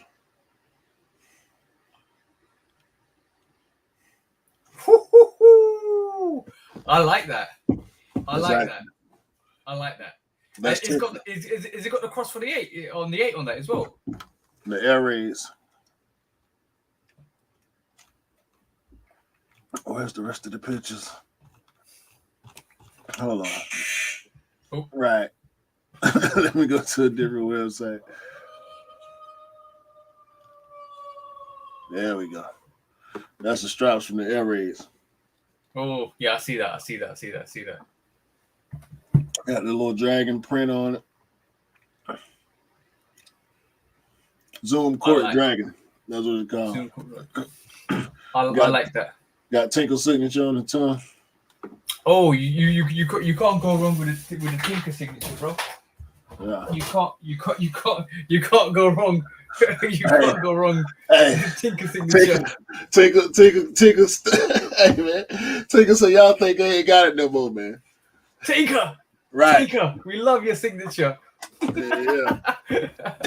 Tinker. So y'all think I ain't got it no more? Take this. Hey, get you some of this right here. Yo, bro, I forgot the quality on these, bro. Like, these are fire. Yeah, my heart. I got. They also look like Kyrie's a bit. You're right. Yeah, they do. Look at this, bro. One and Tuesday. Turn the damn commercial. A shoe dog paw there, bro. Look at that shoe dog paw there. That's fine. Remind you of something, bro. Remind you of something. Look. Yeah. It's tinker everywhere, man. This I can't say it would be something like this, but I feel like it would be something like this that I would design. You know what I'm talking about? I don't know if I would have went here like Tinker did, but I wouldn't have went there, but that's fine. Yeah. That's fine. He's you know what, he's turned that out. You know in basketball sneakers they have the outsole, like the outrigger. Outrigger. He's turned that outrigger into like a design, just a supportive design. So you see in the outskirt when you transition step, you need an outrig to kind of support your weight. So that he's used that outrigger as a design scope. So it's unique, very very very interesting. Yeah, man. So, in fact, they just don't let Nike people. They just don't. They should let people Nike buy you all the shoes all day, and then make some more money that way. People will just make colorways after colorways and throw money at Nike. I agree. Yeah. If man, come on. I wonder. I wonder if they don't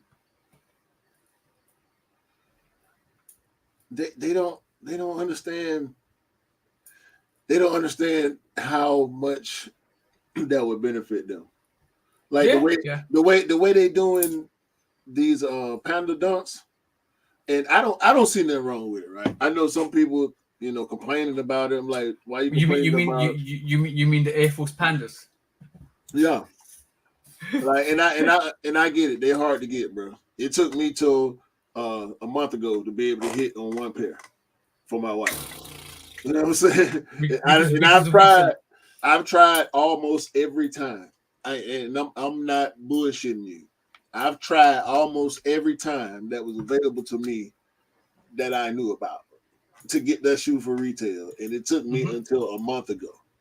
You know what I'm saying?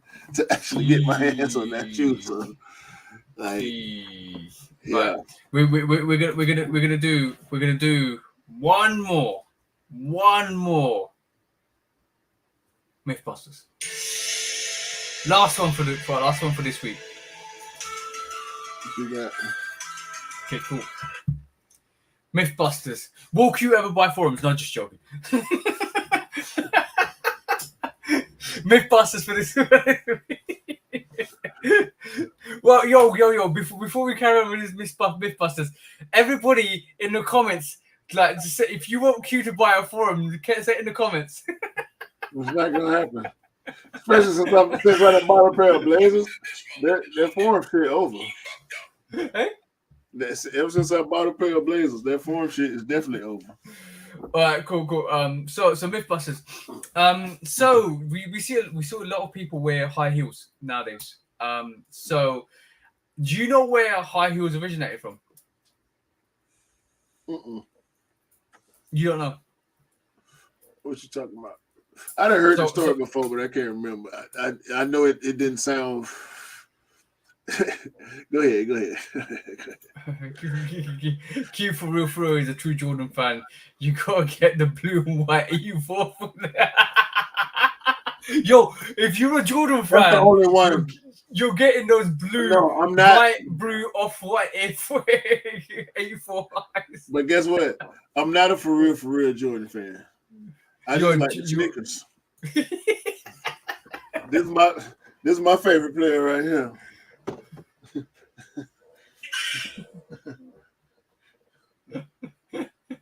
In case you want to know, in case anybody want to know, this is my favorite player right here, and also Dominique Wilkins. So I'll sit down over here. I'm going to pull him out. Yeah, those are my two favorite basketball players ever. I like Jordan, but yeah, that's definitely me. So high heels. Going back to the subject of Mythbusters, high heels were originally designed for men to wear on horses in the stirrups. So basically, I'm just gonna pull this up. The history of high heels, right? So going through this is basically in the 10th century as a way to help the Persian cavalry keep their shoes in their stirrups. Men used to wear high heels. So one of these pictures, as you can see, is a guy on a horse wearing high heels. High heels were always designed for men back in the day. So it kind of helped the guys when they're horse riding and stuff like that. Eventually, over time, fashion took effect, and women decided that it emphasized their calves a bit more and started to wear high heels. So high heels were designed for men, but basically got into the fashion world and became fashionable for women. So that's the little fact for the day. Mythbusters is where did high heels come from? And high heels were designed for men from the 10th century. So now the question is, bro, if that fashion didn't go away, you wearing some high heels, bro? No. It didn't go away. It didn't go away. You just don't see it as much, or maybe as extreme a lot of times. But it's there. You see it. We know it's there. We know it's there, bro. We see it. I see it. It's not so much that it's in your face, but you see it. You see it. Some of these dudes, bro, they Prince in the brain. Like they Rick James in the brain. You know what I mean? Rick James. Like this what they do. This is what they do, and they do it on a regular basis. But that's an interesting fact. That's an interesting fact. So like lifestyle takes over everything eventually. So basketball sneakers like Jordans as we knew it, like they became more lifestyle sneakers. Heels became lifestyle sneakers, especially for the ladies that wanted to add additional height, show off their calves a bit more when fashion was taking effect. So it's interesting that interesting how fashion and lifestyle changes your perspective on sneaker. Like we never knew Jordans were going to be that popular, but in the 1985, 1986 as a lifestyle sneaker, and then when we came to the Jordan 11, it was designed as a lifestyle sneaker. But even the Jordan 2 that was designed as a lifestyle sneaker didn't take off because nobody actually realized it was a lifestyle sneaker. It was like a advanced version of that sneaker. Yeah, it was. I mean, it's sad that we see these high fashion brands doing ripoffs because I feel like they thought maybe their stuff was gonna hit like Jordans. Yeah. But it's not that. Like some certain fashion brands always had sneakers, right? You know, Gucci sneakers and all that back in the day, like, you know, dope boys used to wear and whatnot. But when Jordans came, you know, the attachment to him, you know what I'm saying? I think it's a difference when it comes to stuff like that. Would you feel one trend at this moment in time that you feel would basically turn into a lifestyle? Like a high heel, like we saw men wear it when women started to wear it as a fashion statement. What do you feel right this moment in time could do that? I don't see that. I ain't deep enough in that world. Like we see all type of weird stuff at these fashion shows, right? and these are supposedly the people that's at the head of the table when it comes to that type of stuff, like where the trend's going and whatnot, and what people can get away with. It's gone. Like you can't even really ask. You know what I'm saying? They can get away with whatever they're willing to walk on stage with. You know so Gio is basically saying, Q, you need to get Tai Chi's and the Reebok pumps. It's a must. We got to hold it to you guys. Nah. Okay. But each their own. Basically, if you keep, I think whatever you like. Everything was done and it's been done. TJ, you see the Balenciaga trash shoe. Yeah, I know. Everything's done, but innovation comes around. There will be there will be sneakers that like let's just take a little example. The Mars Yard sneakers, designed with design from the space shuttle.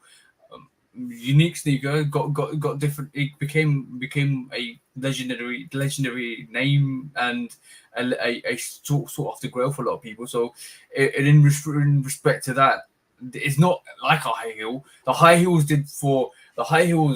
did to women's fashion what Jordans did to basketball fashion. It transitioned really well. So I'm just trying to find something. Jordans is streetwear. Yeah, no, streetwear. Sorry, so streetwear. So basically, yeah, and I mean, high end fashion. It's not basketball anymore. It still is, but not mainstream. You know what I'm saying? Yo, Marjard's a trash throw at me. Facts. A lot of people love the Marjard. I like the low tops, but them space boots, nah, we good on them. Oh no.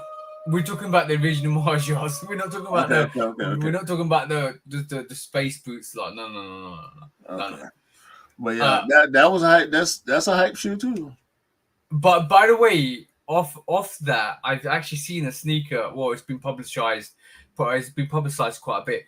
I've seen a sneaker where people put their feet in a sneaker and the surroundings is water based, and they feel water. Horrible, bro. I think translucent sneakers might be the next trend. You know that? They've been killing Yeezy on that footage though. They've been killing him. Every time I see that image or that video, Yeezy is attached to it. I'm loving it. They destroying Yeezy. Jokes, good jokes. It's all good jokes. You know what I mean? But yeah, definitely. Yeah, the pump up shoe and all that, like, yeah. Anytime something crazy come out, Yeezy gonna be attached to it. That's a tribute to him though, that his name and everybody mouth like that. Okay. So in our next little segment we're gonna go through before our final segment, which is the one that I think a lot of people are waiting for, is terms and bullshit. So, what do you regard as VNDS? Explain to our audience what VNDS means, bro. VNDS is as close to looking not worn as possible for me. Okay. The closer it is to looking unworn or gently worn, slightly worn, is VNDS. And when you start going down from there, you can drop the V off, and then ain't no you on the point scale then. You know what I'm saying? Either it's VNDS or it's like 8 and under. You know what I mean? Or 7.5 and under. Okay, so you, but I would think of VNDS sneakers more like a 9.5, like 9.5, 9. Anything below that is like not VNDS anymore. It's just right. Yeah. You're right. 9 and up. So anything 8.5 and under, you can't really call it that. Yeah, because I think very near dead stock means you've worn it once or twice. You probably worn it around the house. You haven't really worn it. Like if you're a YouTuber, you've done a review, put it on feet, showed it around, and then you want to get rid of it because you sat there and you're not worn it, or you just basically reflect. You're being flexigramming again. You're being flexigramming again. You know what? I don't know if anybody's ever used that term flexigrammer before. Oh no. Well, that's my term. That's our term. Flexigrammer is our term. We're going to use it here. Yeah. So yeah, they're flexigramming again, like Benjamin kicks and all of that stuff. Yeah. So yeah. So basically, VNDS is very near dead stock, which means shouldn't have that many creases. Shouldn't be worn. Like you're talking about, lightly worn to the fact that you can clean it and it looks like dead stock, pretty much. Right. And that is it. What's the opposite of VNDS? Beat. And beaters. Nah, just beat. Just beat. It's a straight beat. Like them. Relic, you're funny. They're flexigramming with rented sneakers. Right. That happens. Well, but yeah, that ain't too many times you're gonna really catch good V and DS. Yeah. But we ain't all Cam, right? Yeah. And we've come to that segment where we're going to take a 30-second interim break, and we will be right back. So hold your horses, go to the toilet, go and get that popcorn, because we'll be right back. And it's an interesting segment. Give us 2 seconds, guys.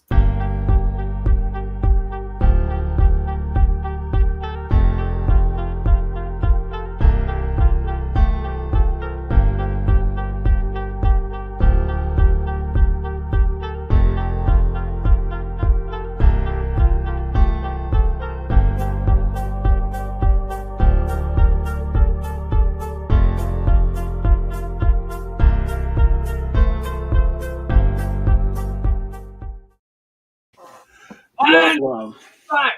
It's court of public opinion, and we're here, guys. I haven't got that right. Wait, I've got it on right now. Order, guys. Order. All right. So look. We got big fish on the docket, man. Wait, bro. We haven't even played the music yet. We haven't even played that music yet. You know what? I love this music.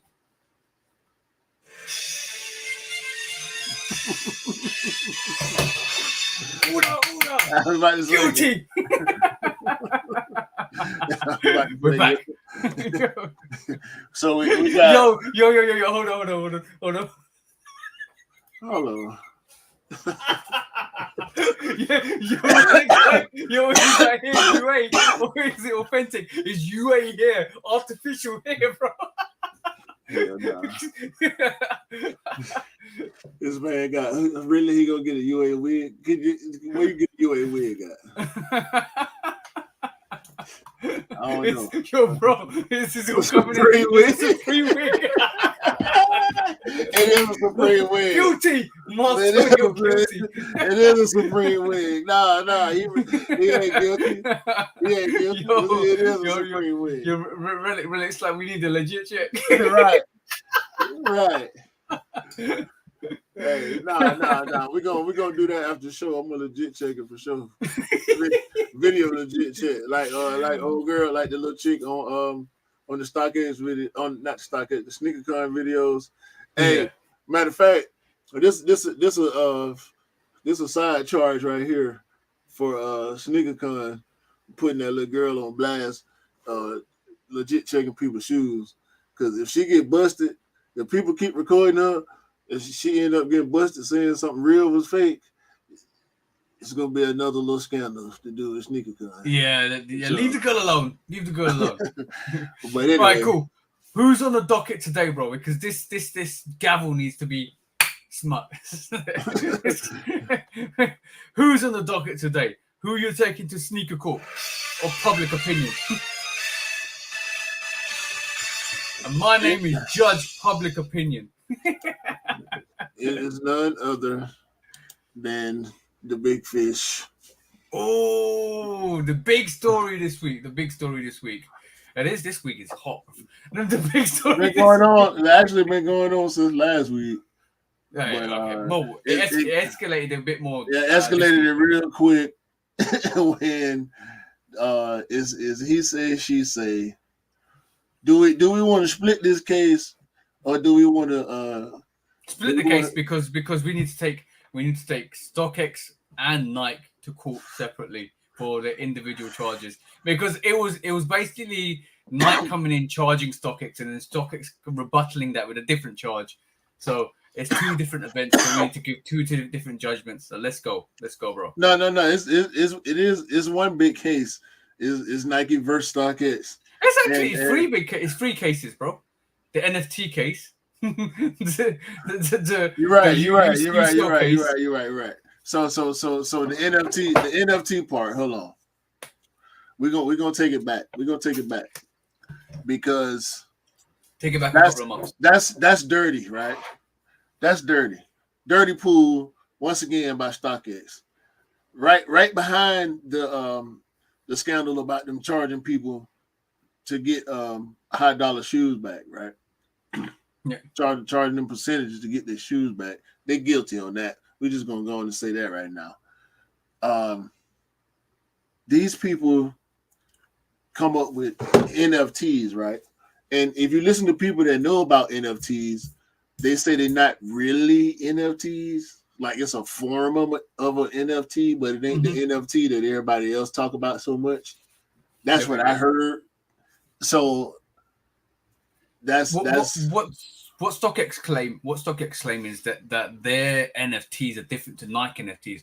Nike NFTs are product NFTs for the silhouette and the colorway. And StockX's NFT supposedly is for the receipt for you to get early a better access to your sneaker because it's a receipt of an NFT for a purchase of StockX. So they differ, but the Nike say no, but you're using our silhouette as an NFT. And StockX is like, no, but this is a sell, but we've done on our StockX as a reseller brand, and we've created an NFT receipt for it. But Nike ain't with that shit. Yeah, Nike. So in the case of the NFT battles, who are you going with? I'm going with Nike on that. Because if Nike decides to say, I don't want y'all using pictures of our shit, you can't do nothing else about it, right? You might not know the levels of it, because I don't even know the levels of it. But I believe if Nike wanted to be that petty, they can do that. We've seen them do petties for the past few years. Like they've been doing petty real good. You know Yo, conspiracy time! What if StockX and Nike are in it together? Bruh. People that's StockX, that's what StockX came back and said, right? Yeah. But let's deal with this case. So if Nike say you can't use our pictures as an NFT, what's stopping Nike saying that you can't post our pictures on Instagram of our sneakers? It ain't nothing to stop. Nothing. I don't. Nah. I don't think they can stop that. I don't think they can stop that because that's something you purchase, so you can take pictures of it. So it's basically like what we discussed last week about having a copyright of a leased copyright of a product that you can actually customize. So basically, you have that sneaker so you can customize. So you have that sneaker so you wear it so you can take a picture of it. What they're claiming is you can probably create an NFT of a picture that you took of a sneaker, but you can't take the same picture Nike does for their releases and post it as an NFT, because it's like, no, but you copied the same thing that we did, right? Kind of thing, right? Is it right. that is okay? So I think that's what it is. That's probably the angle. I feel like that's the proper angle to attack that. But once again, I don't know the depths of it. I ain't nobody lawyer, but it sounds right to me. You know what I'm saying? Either way, Nike don't like shit, so they at StockX. StockX had to come back with something, so they accused Nike of buying and selling through StockX. Executives. You know what I mean? I don't know if I want to believe that. So we'll deal with that. Okay, we'll deal with that case. So in the case of the NFT original battle between StockX and Nike, we find, and the court of public opinion, that is, because the court of public opinion is very interesting. The reason why we call it the court of public opinion is our opinion as a collective, whoever's in this live, as a collective, to determine who we feel is guilty in that scenario. That's not the proper court of sort of lawyers, Nike, and thing. This is our opinion. This is why it's called a court of public opinion. So in the court of public opinion, we find StockX guilty of stealing Nike's NFT idea. So that is case number one of Nike versus StockX. Guilty. And then on top of that, the charge we charge Nike with StockX is don't steal Nike's NFT. If you want to produce a receipt, do a receipt of an NFT, a receipt of the purchase of an NFT of a sneaker, and create an NFT and send it to the user, rather than you using the picture and creating an NFT and confusing people that it seems like this is the same NFT that Nike's producing for their products. Because let's be honest, Nike might be losing that case in court. You know that, bro. I don't know. I ain't keeping up with it. I see the big headlines when, you know, when things change, when things happen, crazy things happen, like what's been happening the past couple of weeks. You know, I see it then, but we're coming to that. We're coming to that. So the next charge is Nike were upset that with the court case for the NFTs might be not going their way, and then they came out and made allegations saying, we bought 4 pairs of sneakers off you guys in StockX. 4 of them were fake. Or we bought a variety pair of sneakers off you guys, and 4 of them came out fake because we're the official people that make these sneakers. We can judge if they're fake or real because we've got the authenticators in store in house, and we're claiming they are fake. Do you believe that, bro? When Nike say your shoes fake, your shoes fake. It's Nike, bro. Nah. I ain't talking about the average dude or chick at the Nike store, your local Nike store. I'm talking about the people inside Nike. A lot of them people, you gotta think about it. They work there, right? We don't know. I mean, bro, this is us. Like, we all regular people, right? If I worked at Nike, bro, could you imagine? Like, could you imagine the type of bro? These people ain't got to get nothing from StockX. Yeah. The people that StockX is trying to say they did back and forth business with after Nike said they bought from StockX. Like, what you mean? Yeah, I bought something from them. It's fake. Yeah, they bought stuff from us and they sold stuff to us. Do you believe it's if that's the case, what's worse? Nike selling something to StockX or Nike buying something from StockX and finding out that it's fake? Do you believe this could be a ploy from like not throwing no shade on anybody, but it's easy for somebody like from Nike to just say, yo, they're fake, but just to discredit somebody else's claim or company, because basically they've, like, if you've got beef with somebody, you could potentially twist the truth a bit. You want me to say how I feel it? Yeah. Fuck StockX. I don't care. I mean, come on. I love Nike, so of course I'm gonna be biased a little bit towards Nike anyway, right? But guess who's in the house? Scott, Mr. Simpson. What's up, bro? It's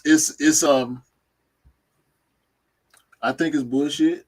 I think StockX is on the defensive, so they're just coming up with whatever they can come up with to try to we'll come to that final chapter of that allegation in a bit, but because that's the interesting bit, because I want to see the credibility of both of the brands, because basically Nike's turned around and said, you guys sell fakes. We know it because we've got some people to buy sneakers off your platform and they're fakes. So now in the court public opinion, because it's Nike, StockX are guilty, because basically in the court public opinion, now we feel, which we already knew for a long time, that StockX might be selling fakes, right? And that's been confirmed by the originator of all the sneakers, which is Nike. We know they resell sneakers. So the reality is, what we're going to be thinking is they're fake. And what we're going to be saying is, yeah, StockX ain't buying from StockX no more because they're fake. And like a lot of allegations. Like, and the thing is, it's compounded by the information that's out there since the Travis Scott releases, since some of these sneakers that get through StockX, and some of the UA people that have got their sneakers to a point where they pass will keep pushing through fakes because they're so good, and fakes are so good to a point where it's hard to tell the difference between real and fake sneakers. And you have opportunists in this whole sneaker community which take advantage of that, and there's something recently come about in this year about that anyway in the UK community. So the realistic opinion is StockX, which now is confounded by what Nike said. Yeah, StockX sell fakes. And Nike basically allegedly said they sell fakes. Yeah, I mean, I'm rolling with Nike on that. I mean, who you gonna believe, Nike or StockX? you're going to believe the originator of the sneakers that you want to get from. Yeah. You're going to believe Nike because Nike came out and said we bought sneakers off StockX. 4 of them are fake. Now, how much of that allegedly is the truth? We don't know. How much allegedly is correct? We don't know until they pull out the receipts, which they haven't yet. I don't know if they will. They don't need to. Nah, the damage been done already. I mean, this is why they've done that. This is why they were in war with StockX, and they've done that to discredit the company and deter people from buying off StockX. Yeah, you ain't have to deter me though. Nike probably got the shoes to doors down those Joe Plug factories of the fake sex. StockX is not. Right. StockX is not. Right. Atlanta. I agree with that. I agree with that 100%. StockX is not Atlanta. And that's so we got a StockX thing here. StockX warehouse here. So in the court of public opinion,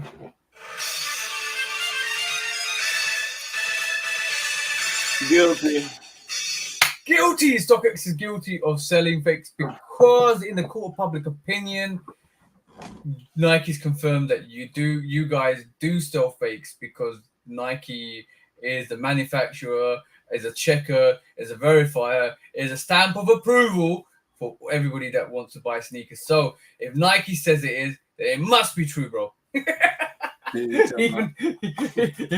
It must be true. But yeah, so the court public. So StockX, do better. Your charges to do better to cancel out these fake UA sneakers to make sure that you go buy 90%, 97%, or 98% of your sneakers are verified to check the legit. And if you can't get that great, you need to change your authenticators to make sure they realize what the difference is between real and fakes. That's the truth of the question. Even though it takes 5 more minutes to check your sneaker, it needs to be done. I still don't think it's gonna work because I think the main reason why the fakers get in like that is because, for one, the ones that do get through are so good, and these people aren't. I mean, are they trained?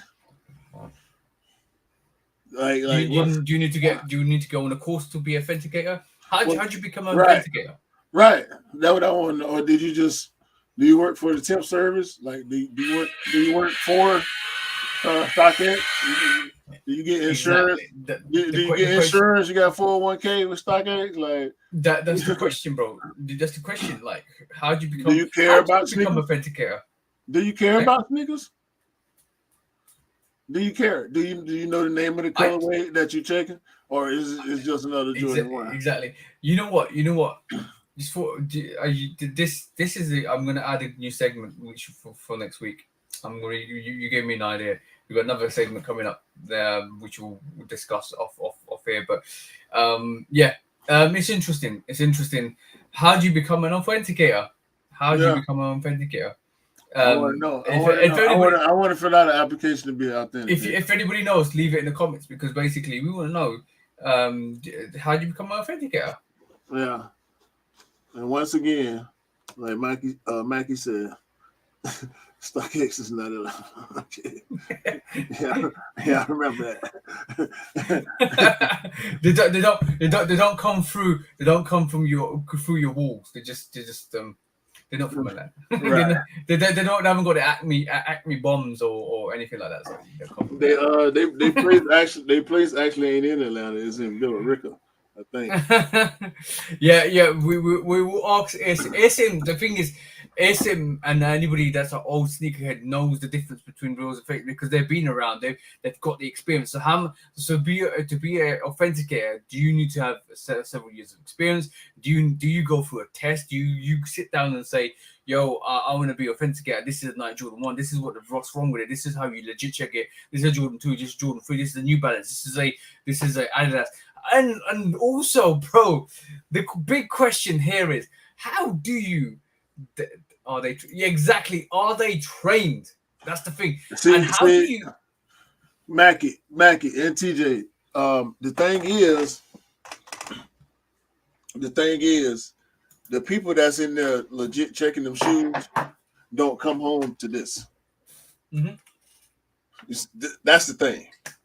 To me, in my opinion, they don't come home to this. You know what I'm saying? They ain't got no collection of sneakers. Yeah. They're not handling sneakers outside of work. They don't care about it. You know what I'm saying? Okay, so I got a very interesting topic to raise then. It's a job. Yeah, no, but then how do you? Okay, I don't know what the guys in the comments do. They even care? Yeah, that's a good one, bro. That's they a don't. good question. Do they even? I don't think they do. Nah, but you might be some real sneakerheads in there. You never know. But now, the real question is, how do you legit check a collaboration or a pair that's never been released to the public before? Because you can legit check a Jordan 1 Chicago or a Shadow or a colorway. You're pretty spot on when you legit check any Jordan 1 or 2 or 3 or 4 or 5. How do you legit check a cause for the first time you ever see it? How do you legit check a Trophy Room 1 when the first time you ever see it? You don't. You can't. You can try. I mean, but that's the thing. That's the point I'm making. Like when Mackie say do they train? They probably not. They probably ain't getting no training. I mean, you would think they would, right? Because it's StockX, like they blew up off of sneaker resale. So you think there would be some type of training. But how do you train a person, like you're saying, on a collaboration that never on a new release? Like Nike's not giving you Travis Scott or a Trophy Room or any collaboration. Like the Flight 96 all these boutiques. How do you legit check it? The overseas releases, like SBs and all the, like ain't no way you finna train a person. Motherfuckers will be training every day on a different shoe. Still not be able to legit check it correctly. How do you legit check a civil? And you ain't got time to do all that when they're giving you 30 seconds to legit check a shoe. Oh, bro, is it 30 seconds? Oh no, that was just off top, but I think it's somewhere 60 or maybe 90 seconds or some shit like that. Yo, look, let's. I heard some crazy number. Like so Mackie says authenticators does your nose work to do the smell test. Yeah, smell test is a good indication, but the thing is, I'll give you an example, bro. Like what the red suede 5s I got, and I got the blue suede 5s and red suede 5s back in 2006, 17 or 18. And when I first got them, the blue suede 5 smelled normal. The red suede 5 smelled very toxic because even though it came from the sneakers app, in fact it came from Nike, it smelled very toxic because they didn't air out the sneaker for the dye. And then when it came in, when I opened the box, I could smell the dye. So in realistic terms, smell testing is fine. Some of the glues that UA people use are getting better, so they're getting closer to the retail peers. So how are you going to smell test when it becomes impossible to smell test it? Ones you get the similar smell from ones a whole lot. Yeah. I mean, one smell like ones, right? Except for the one. There are certain ones that I've bought that didn't really smell like the. We all know that Jordan 1 smell, right? We all know, right? Like you can sit there and sniff a brand new Jordan 1 for 30 minutes and get high and dream about how fresh you're gonna be when you put it on. But exactly. all fives don't smell the same. Like I can pull out 3 brand new pair of fives right now, and all 3 of them smell different. They'll smell similar, but they'll smell different. Gio, you're right. You're right in a certain aspect, because you can do that. You can pull out a legit pair and compare the legit pair to the pair you're checking. But then when it comes to the Travis Scott release, and every pair is different, and every pair's got a different trade to it, or it's all rough cut. The concept. Yeah, it scuffs up. Exactly. Like for that instance, the Mocha Travis Scott ones that released, the factory, the UA pairs were even better than the legit pairs, because there's so many faults on the legit pairs. So how are you gonna check that? How are you gonna check that? A lot of fakes got through on them. A lot of fakes got through. This is why that's a minefield to go into the old V&DS market to get hype sneakers like the Unions or the Travis Scotts or the Cores or anything like that. You're walking a minefield, because you're paying. Think about it. You're gonna pay grands for a sneaker that might be fake, bro. People selling V&DS fakes too. Yeah, of course they are. They bought them. They knew, either whether they knew they were fake or not. They wore them. They don't want them no more. They put them on eBay, and depending on the price, they may or may not have to get authenticated. I mean, you probably ain't gonna pay no low price. But you know the most drama thing at the moment is, as soon as you put that sneaker on your feet and it's not DS anymore, the more you wear it, the more you don't realize it's hard to tell if it's a UA or a fake. You know that, right? That's what I mean. Because so basically, if you unDS a sneaker and you wear it and you constantly wear it and you create stress marks in it, you scuff it, you walk around in it, you take away the elements of the checks from it, it's harder to tell a V&DS if it's real or fake.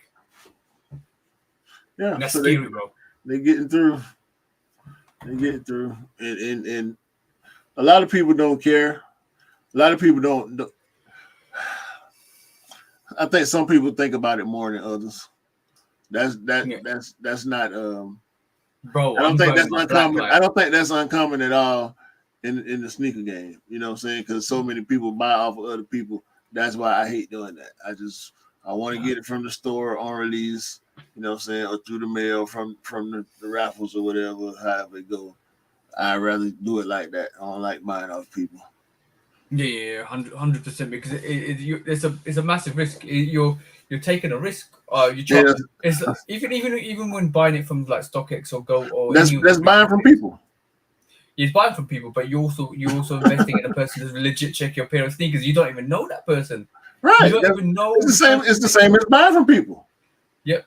Buying from somebody, even I ain't talking about your person that you know that really do this shit. Like, because there's a lot of us that really do that shit. Like, y'all see us get pairs all the time for other people, multiples and shit. Sometimes, like, it's a lot of people out there that really do this shit. That really get legit pairs. You know what I'm saying? People like Retro Rick, like when they say they know where to get them at, and you get their call. If you want that, you go there and you get that. It ain't been, you know what I'm saying? It ain't been one time that it didn't work out like that. So when you get it, when you can get it, you got access to it like we do. It's it's a little different. But people shop from people like us, and they straight because they can trust their source. When you sent me the Rebellionaires, I knew I was getting a legit pair off you, because I know you, I trust you, bro. And you even sent me the undefeated sticker. Where is it? Somewhere here. You sent me the undefeated sticker as well. So I knew, and I didn't need to legit check that, because I knew I can trust you. Undefeated.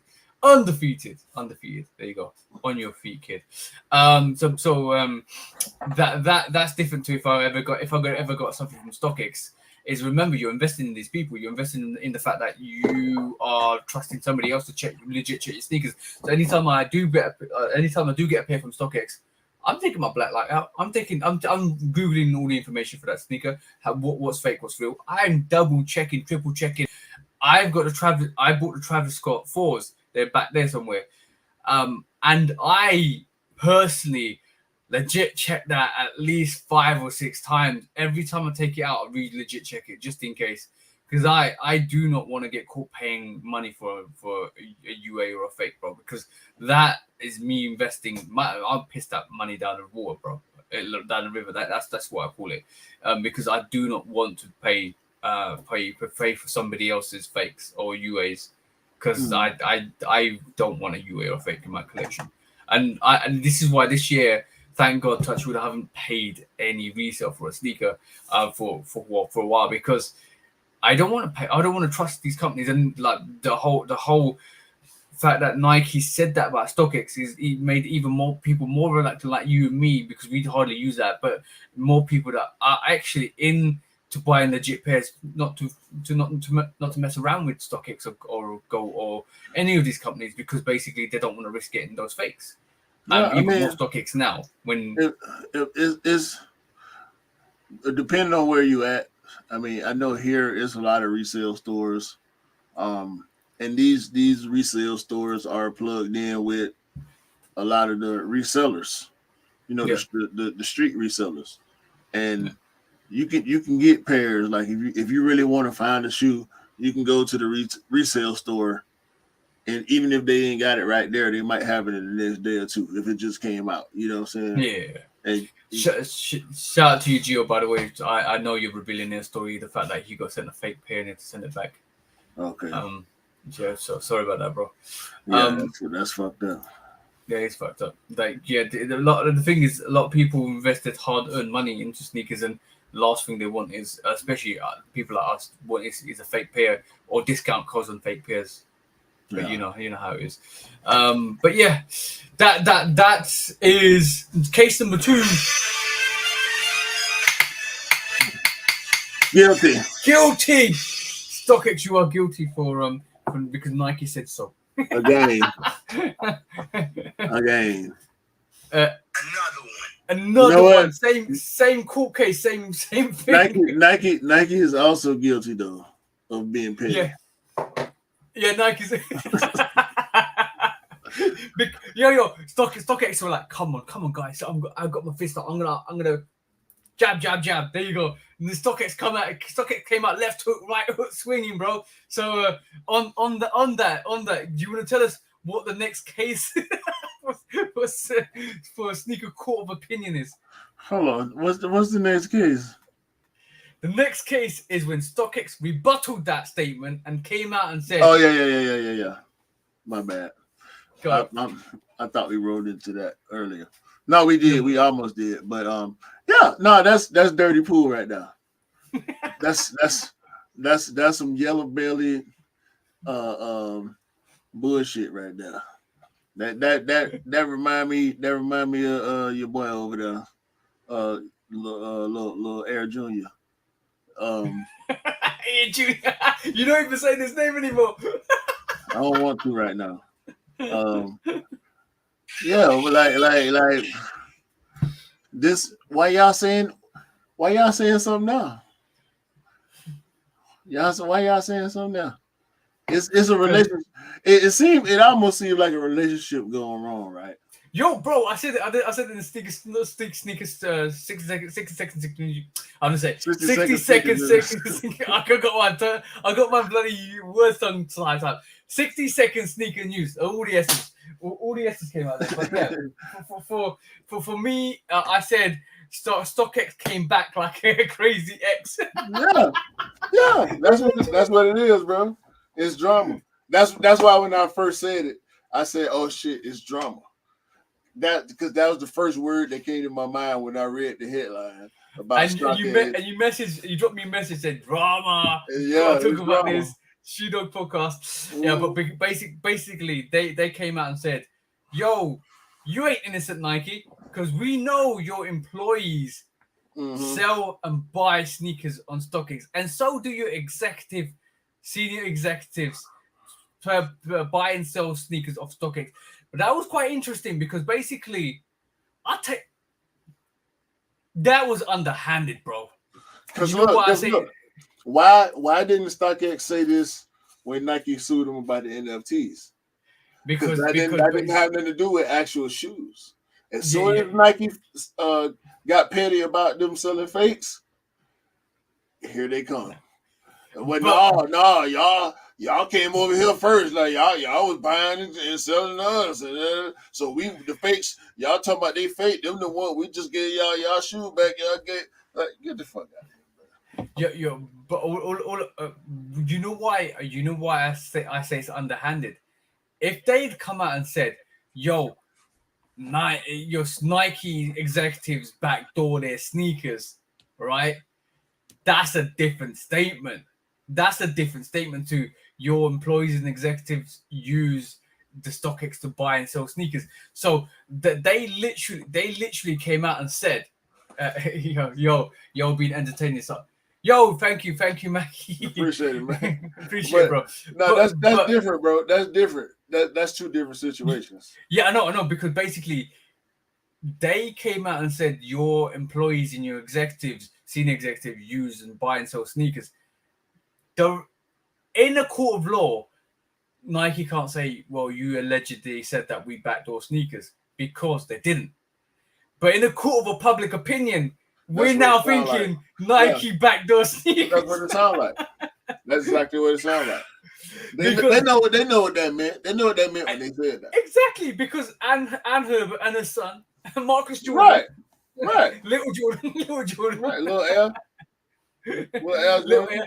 So basically, in a court, this is why we have the court of public opinion, because our opinions matter, bro. Our opinions matter, and what we think as a collective goes a long way to the detriments of business and big businesses. Because all of a sudden, if we're thinking this way, other people are thinking this way. Other people are going to do the same things we do, because we're going to stay away from these companies. And you know what? The craziest part is that people gonna have the conversation just like we having it right here, right? Just like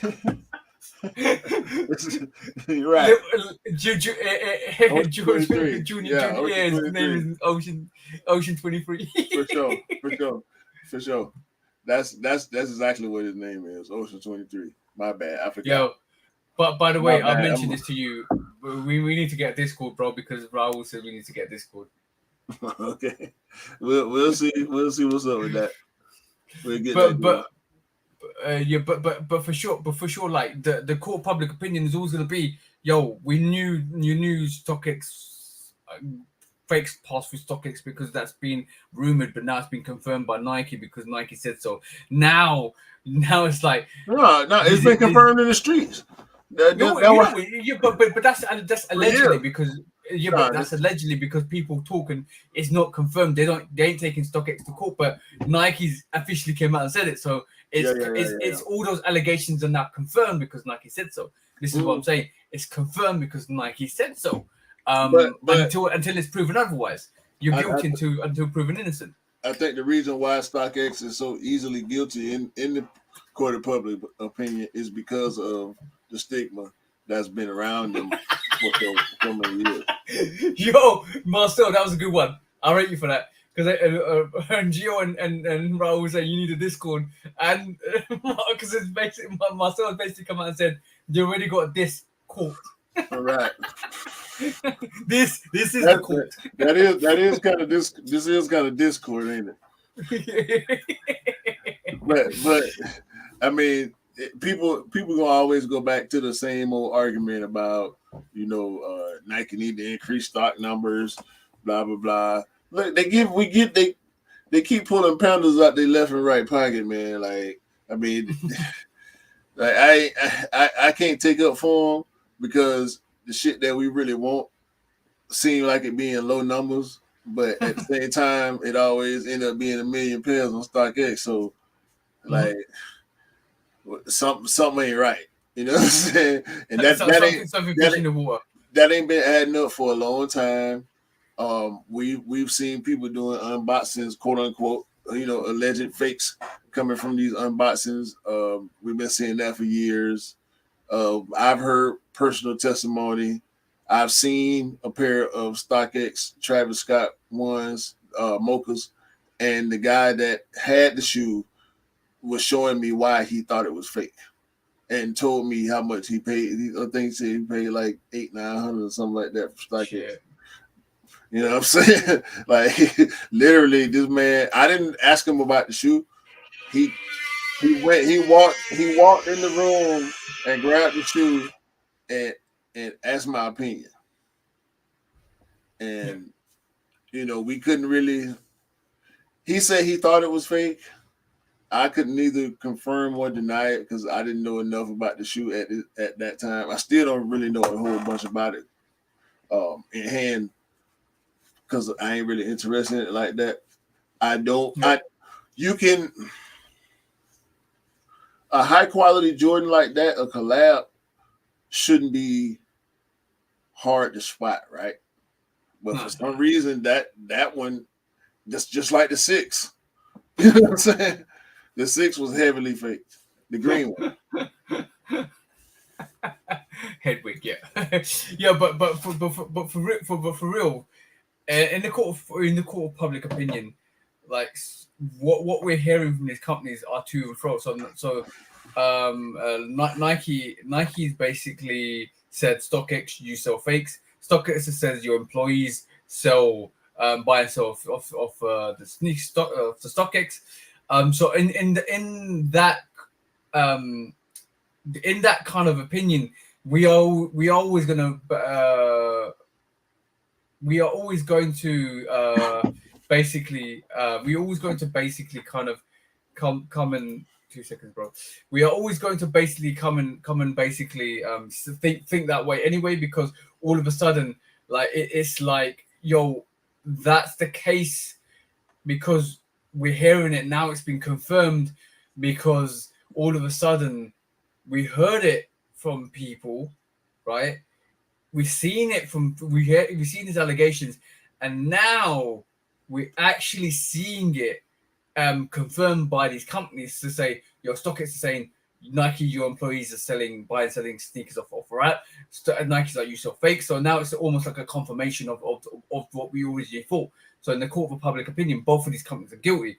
But the thing is, one thing I think Nike's taking direct shots and StockX has taken subliminal shots, because if you think about it, if you're a Nike employee and you don't get seeded, and if you don't get seeded, you're basically going to be thinking, I don't get seeded, right? So now the problem is, I can't get this sneaker. So where am I going to go? How am I going to get this sneaker? I'm going to go to StockX or eBay. So buying and selling sneakers for them might be something that they do in their personal life, like we do, or like we go to get sneakers, or some people going to StockX and get sneakers.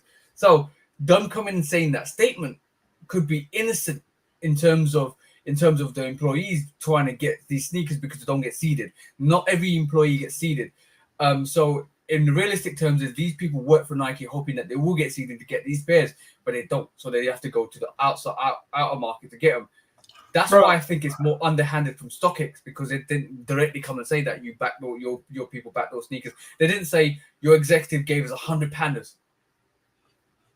No, but if that's all they got is some people that work for y'all bought shoes off StockX, that's weak, bro.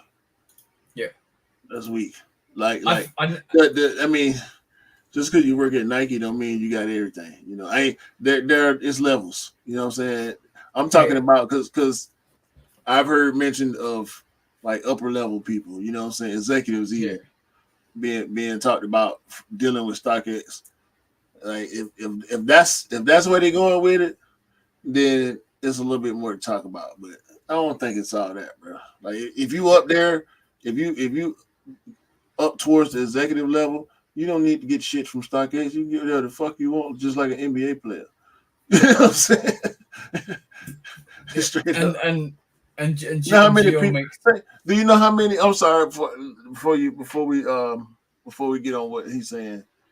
You know how many athletes and companies sign with Nike? They give away shit all the fucking time. Teams, kids, teams, high schools, all these sponsorships they got with leagues and shit like that. You think the NBA players and the football players they ain't paying for none of this stuff? You Nike might giving away stuff all the time. you might even have They giving it out. You might even have employees. You might even have employees that like Air Max ones. They don't like Jordans. Then they get seeded Jordans, so they just sell these Jordans on StockX because it's not the value.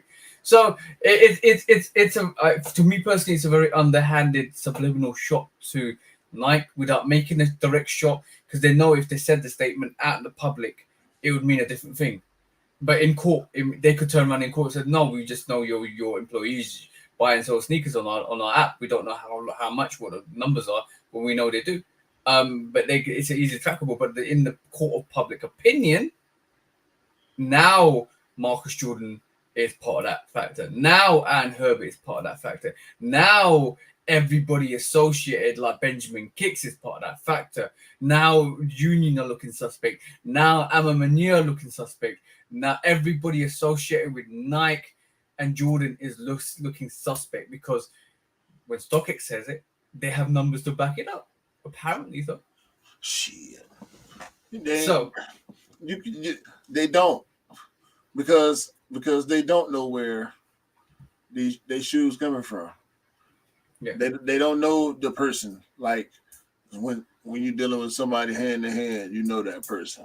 Even if you don't know that person well, you physically deal with the person. You can look at the shoe before you close the transaction. You know what I'm saying? If you got any type of wherewithal when it comes to dealing with this stuff, then you should be able to somewhat, at least a little bit, legit check yourself enough to satisfy yourself, right? And you ain't got to worry about it. You ain't got to mention it, none of that, if you don't want to. If you wear reps that are bad enough to get spotted in plain view, and you cool with it, you can do that too.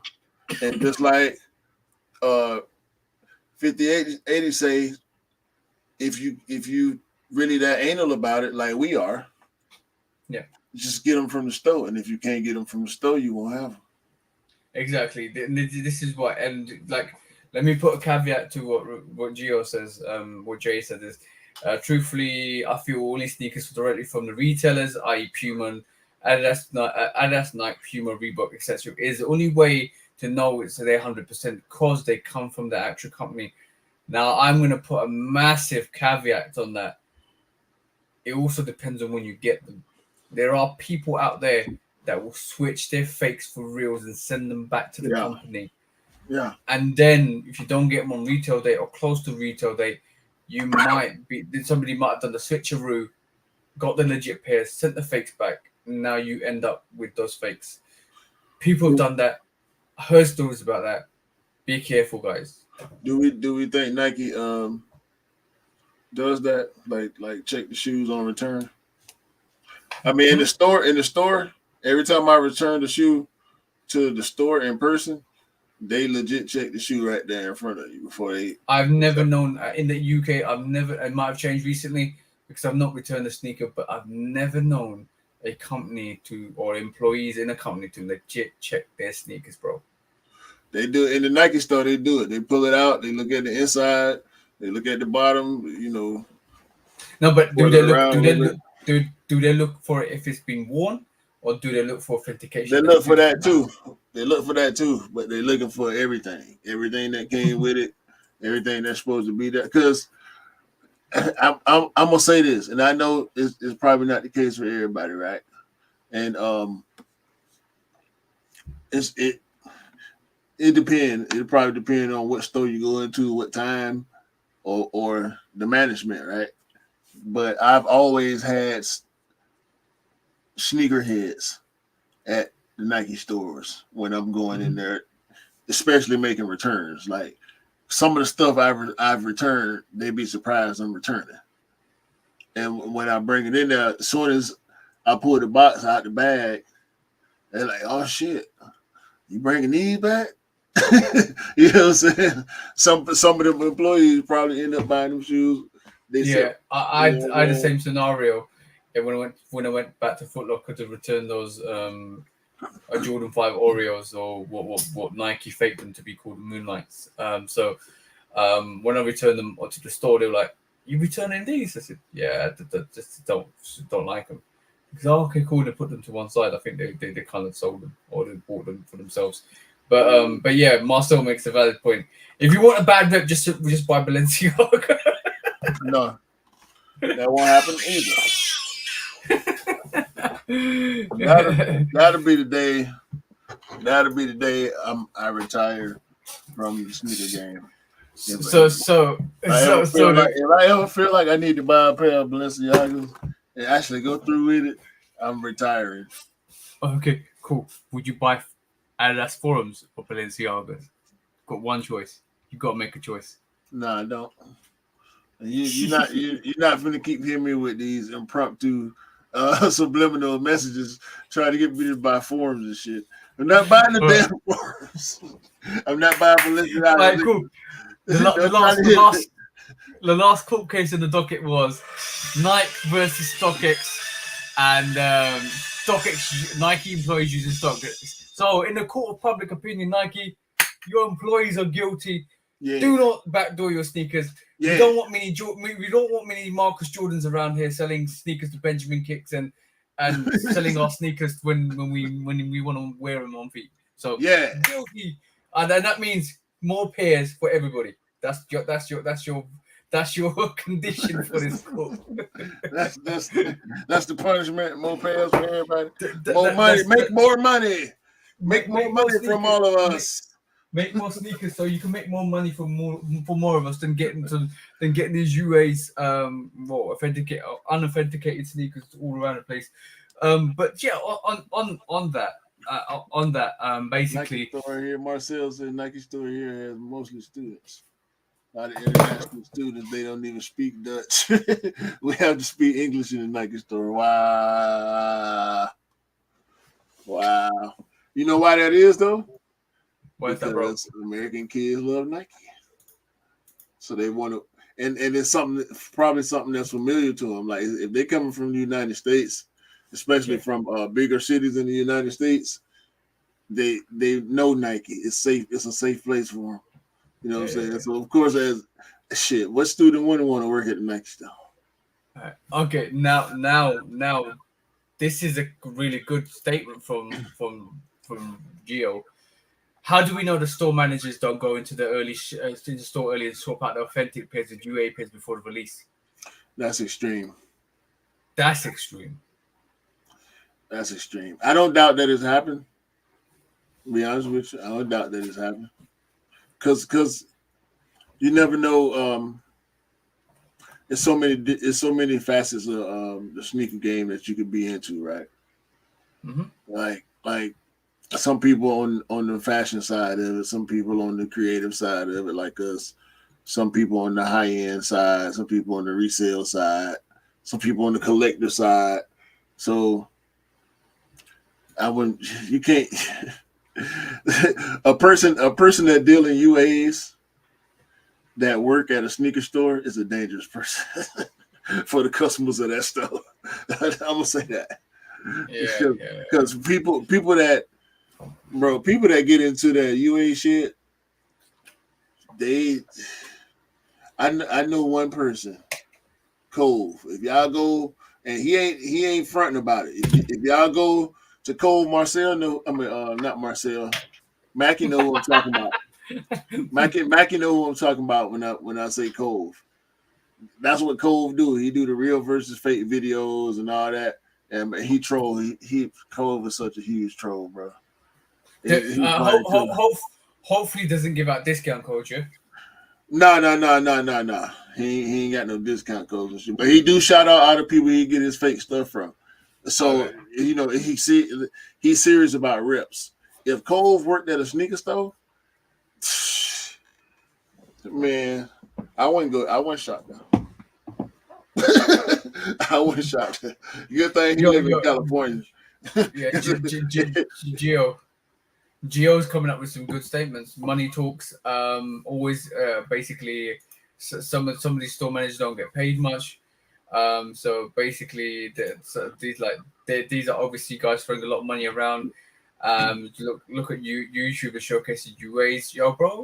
But Gio's got quite a couple of good points there. It's treacherous here out here, to be honest. Just got to be careful what you buy and how you buy it, and you legit check your peers.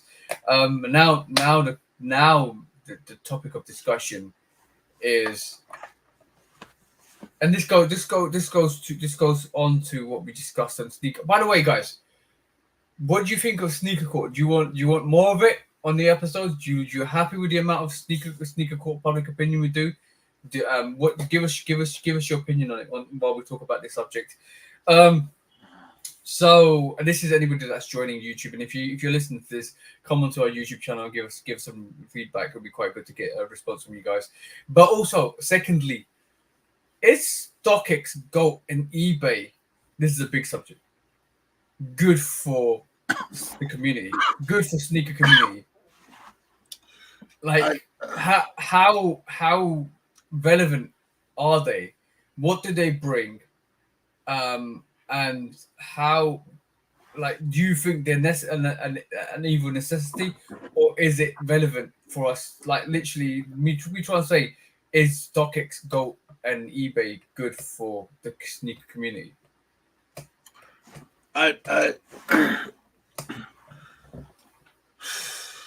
It's like a catch-22, right?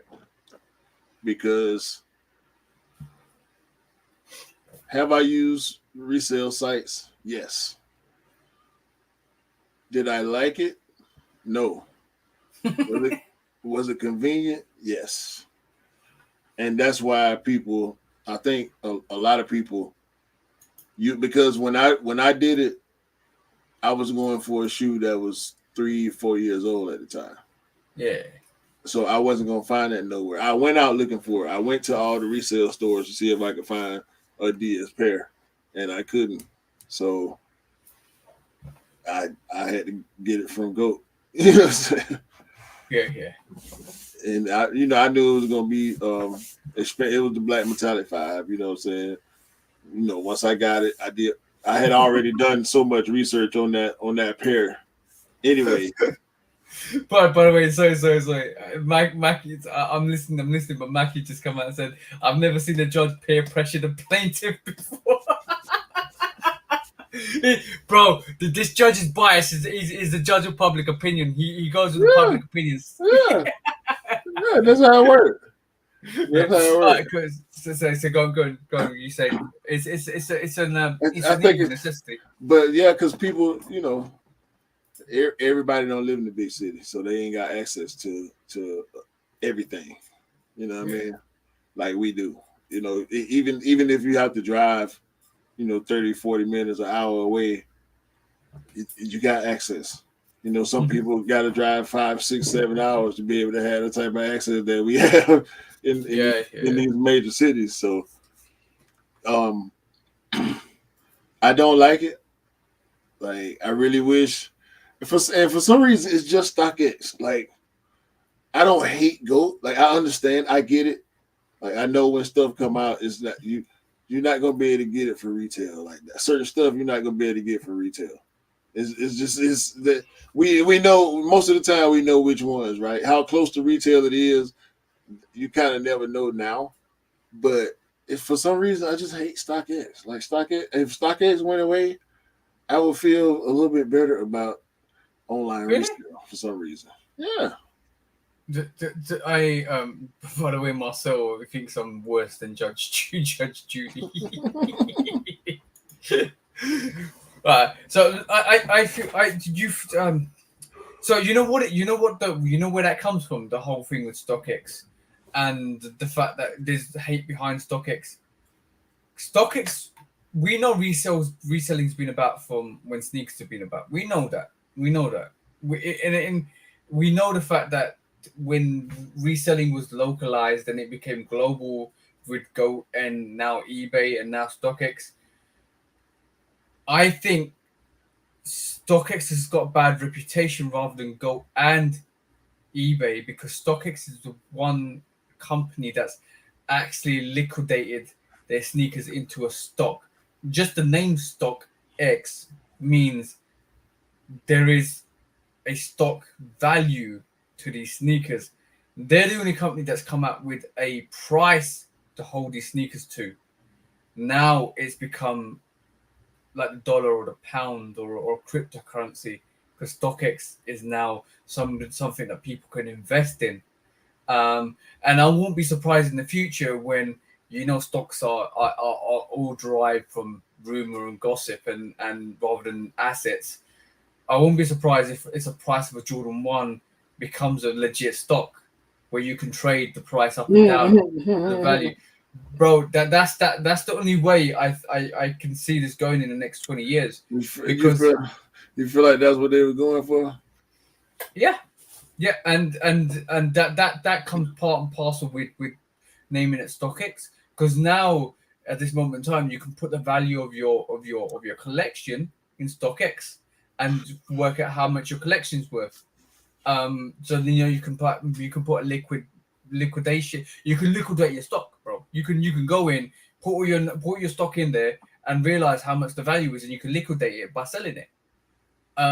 So the reality, this is why I think StockX has got a badder name than Gold and eBay, is because of the fact that they officially have put their balls on the line and said sneakers are stocks.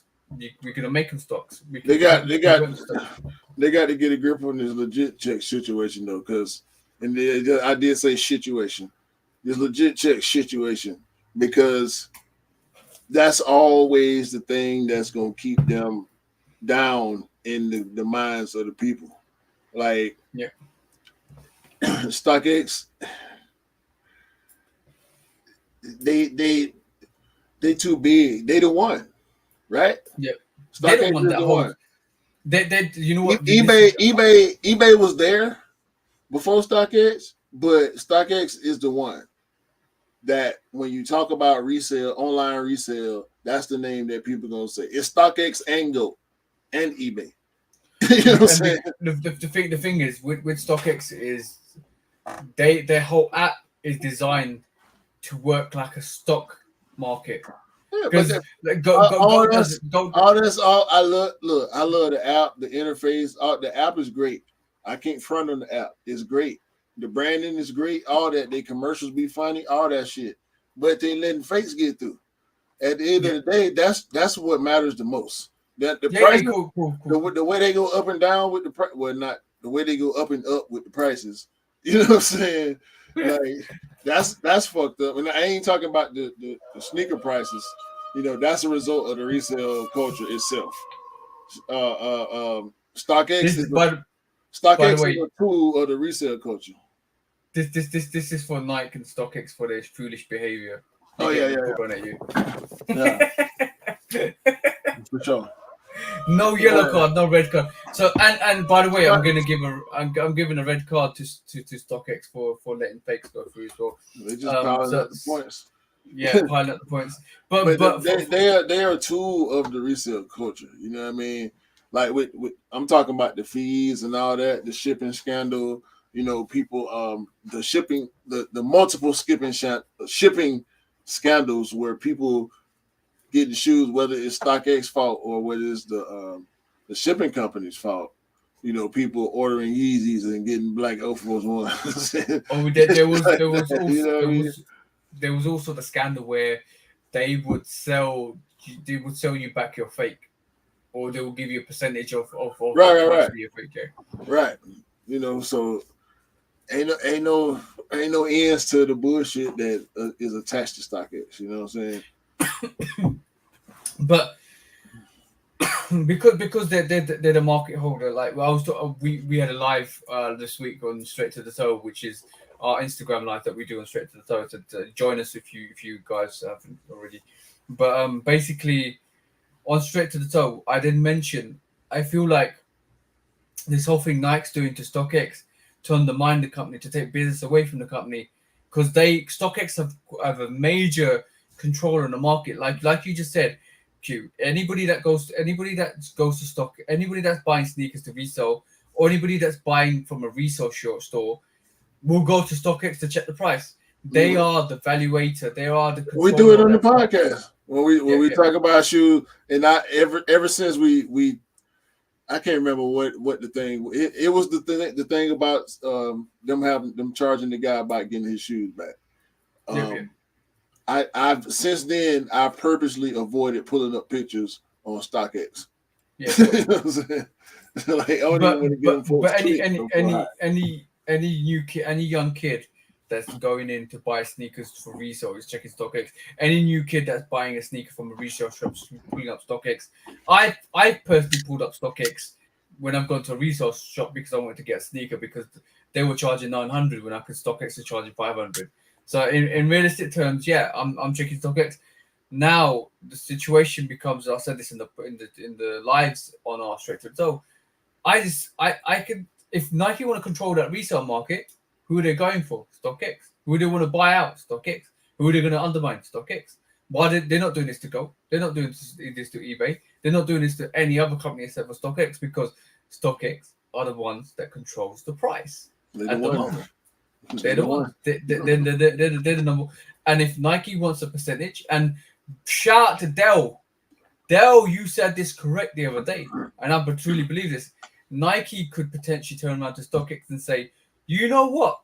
We'll legit check your sneakers, pay us a percentage. Let's go into business with us. We want you here. We want to control you here because you're over there. You're doing your own thing, but we're the bigger company. This is our shoes. Bring it over here. They can't risk that. They can't risk that. Nike can't risk that. No. They can't. Their whole marketing campaign for that will be, we're helping you get your sneakers for legit. Nah, they can't risk that. They can't risk that connection. They can't risk doing business with a company like StockX. Not right now. Nah. Because that's the ultimate backdoor. And this Nike. No. Imagine this. Truly imagine this. Nike attaching themselves to StockX, doing any type of business. How you think the community gonna react? You think? Wait. No. Wait till somebody decide did enough pairs come out. Wait till the first pair of a shoe that come out a month later jump on stock. Oh, Nike, here we go. Nike giving StockX all the pairs. They on StockX a month early. Like, come on, bro. That's low hanging fruit. Nike, they can't do that. What's the difference though now from now and then? No, they can't do that. In my opinion, an attachment to StockX, any attachment, that's same thing happened when Foot Locker attached themselves to Go. Yeah. And combine that with people's frustration with the Flex app. Foot Locker back doing pairs to Go. Mm-hmm. You know what I'm saying? You can get them on Go. You can't hit them on Foot Locker app, on the Flex app, but you can hit them on Go. Yeah. You know what I'm saying? You can hit them easy on Go. You press that button, they go pop right up, go straight in the cart, and they in the mail. Boom. You have I'm definitely, even though Nike listens to the community, I'm definitely saying this to you now, bro. There's two things Nike are basically thinking right this moment in time. Why are we selling the sneakers for the price we're selling them for when people are willing to pay X amount for them? Nah. That's not the majority. There's a reason why you can still buy certain sneakers on StockX. Yeah. The hype sneakers. Shit, yeah. The hype sneakers go like, but like I was. You can go on StockX and get Travis Scott ones right now. Travis Scott anything right now. You can get a lot of the SBs, the classic SBs from back in the day. They all on there. Regular people ain't buying that shit. Okay, cool. Now, let me just throw something else in the equation. Just head spinning this right this moment in time. Let me throw something else in the equation. All these sneakers that are sitting. We know hype drives a lot of things, right? Mm-hmm. All these sneakers that are sitting at this moment in time, i.e. some of the Air Max ones and stuff like that. Now, think about it. If Nike had a direct connection to StockX and they could control the value of the price of that sneaker on StockX, and build up a false hype, just like they do with drip feeding the pandas, just like they do with drip feeding some sneakers, just like they do with the heritage ones and the pollen, the drip feed it so that it sells out. Because even though there's a restock and a restock and a restock and a restock and a restock, they all sell out. Like they're selling out. Now sneakers that don't sell out, could you not just push them onto StockX, evaluate the price, sell them out on your app, and say that was super hyped, there was limited pairs, the price on StockX is X amount, and then start drip feeding some of these sneakers back onto the app, and just say, yeah, look, they're coming in, they're selling out, they're coming in, they're selling out, and all of a sudden you've created another avenue for your fake hype, because now all of a sudden the sneaker value on StockX, if you have control over StockX, the sneaker value on StockX is £300. This is not coming down, and when as soon as you don't even need to sell them on StockX, they don't even sell any pairs on StockX. They give you false information, and then all of a sudden when they restock on the sneakers app, you're like, yo, I'm gonna get this pair because it's £300. You can't fake hype no more. But that's I think that was proven. It's still being proven. Midnight Navies, like, that's a dope ass shoe.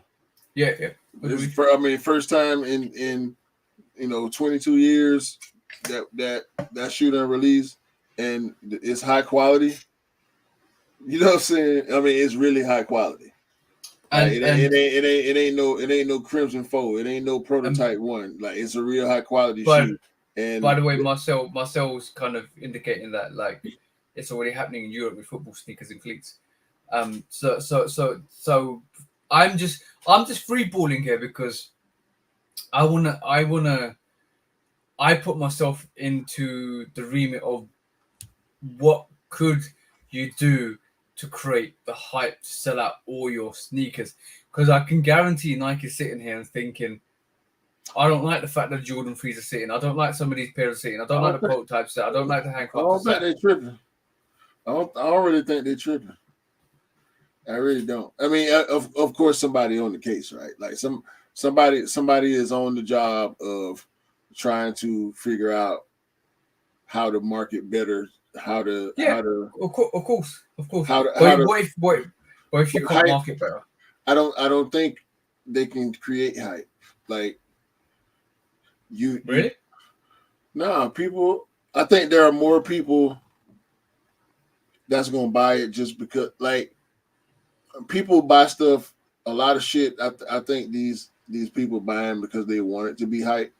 But I would like to think that there are also a lot of people buying stuff because that's what they want. Because you do see a lot of people, putting stuff on feet, right? Hype stuff, they put it on feet. Stuff, ISPAs and like all the crazy stuff, all the ACGs, and you see this stuff even though it's sitting somewhat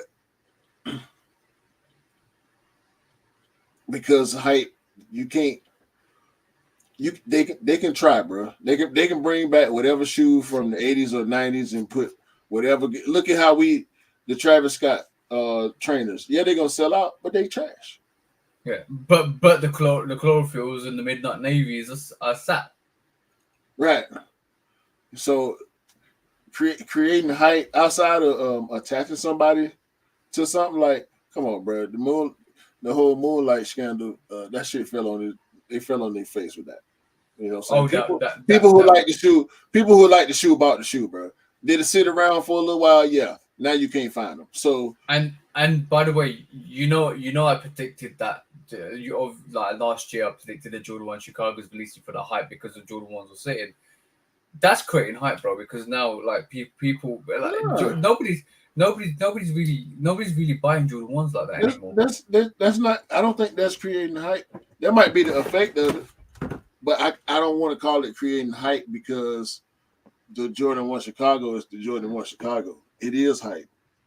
That shoe is hype personified. You know what I'm saying? Even if you don't love it because it's hype, it's motherfuckers that don't even care for Jordan 1s that's gonna want that shoe because they know it's the Chicago, right? Yeah. But what about those of us that love that shoe because we love that shoe? Yeah. That's not hype. That's real love and praise and admiration for a shoe that they know that people love. If we want to equate that to hype, if they want to, they can try to ride the wave, but we've been getting 8 Jordan 1 highs every year anyway. Yeah. But there's gonna be periods. If the Chicago release is the Chicago release that needs to be the Chicago release, then there's gonna be loads of these Chicago pairs, just like the Batman ones. They will sell out, but they'll be easier to get because when they release a Chicago or a OG colorway, there's loads of pairs. There's gonna be loads of pairs. So if we want to look at it from that angle, them releasing the Chicago is trying to restore some hype to the Jordan 1, right? Because people saying Jordan 1's dying down, like the hype on them. If that matters to you, what you're in a different part of the conversation than I'm in. You know what I'm saying? Yeah. Because a Fire Red 4 or a Black Cement 4. Yeah. If people start liking 4s because of an OG colorway, we can't call that hype because we love 4s because of the OG colorway. Yeah. You know what I'm saying?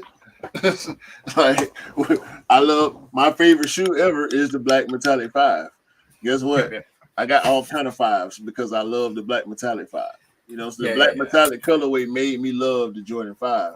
So yes, the Fire Red and the Aquas and all the OG colorways, the grapes, not the Aquas, the grapes. All them OG colorways are dope to me.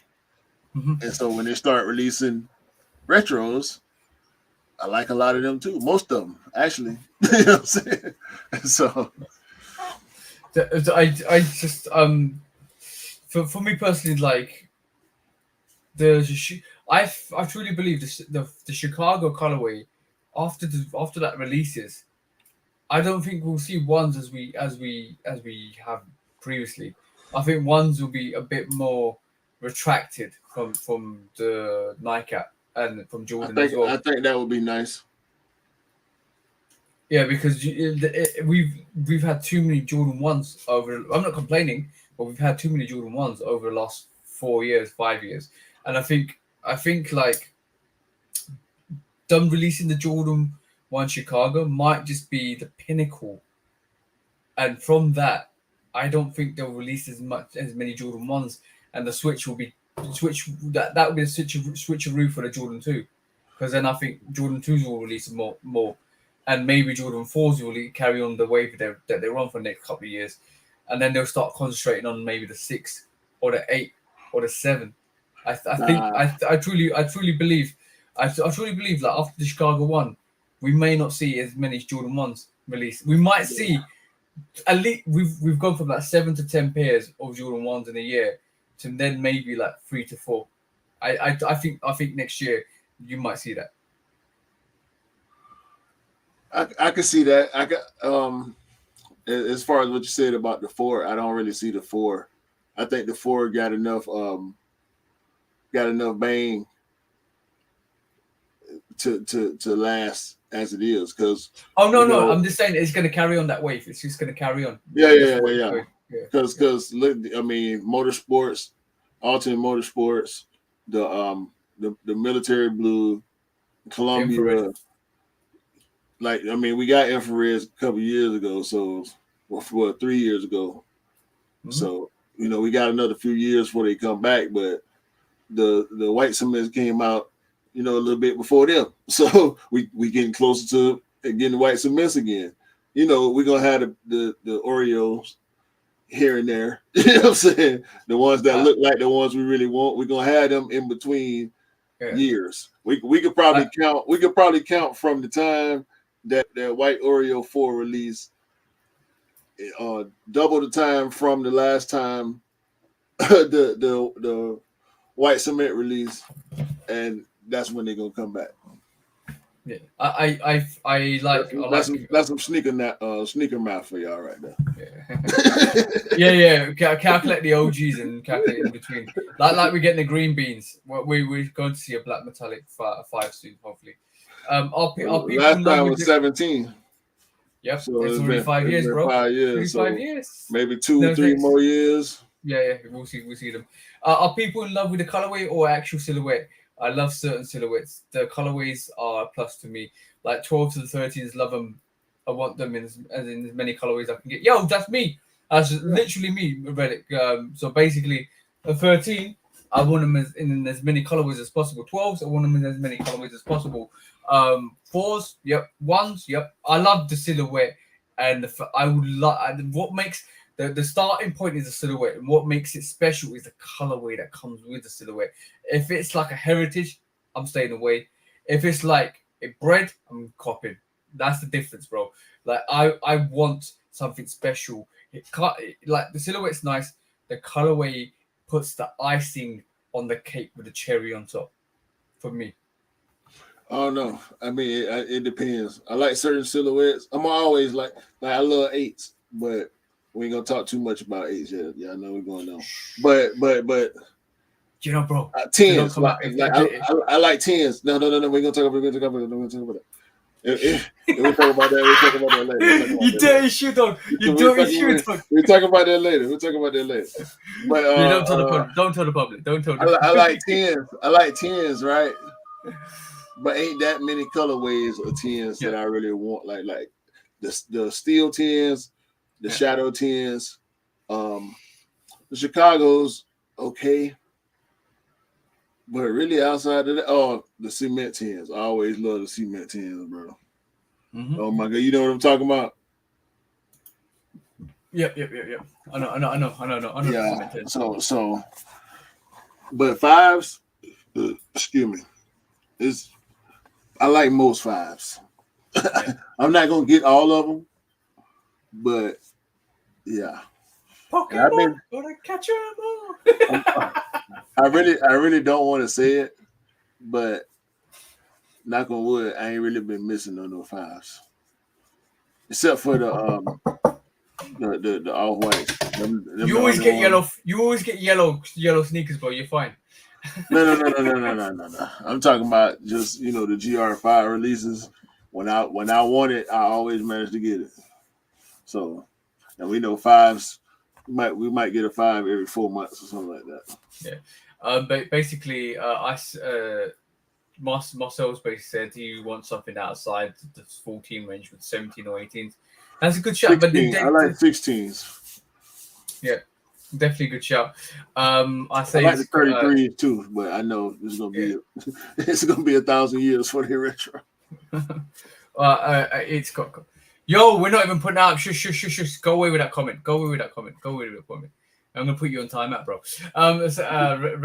Relic says, I said this because many people say that they love ones, but they seem to want only OG colorways when it comes to Nike comes out with new colorways. They make them fresh and different. Nobody likes them crazy.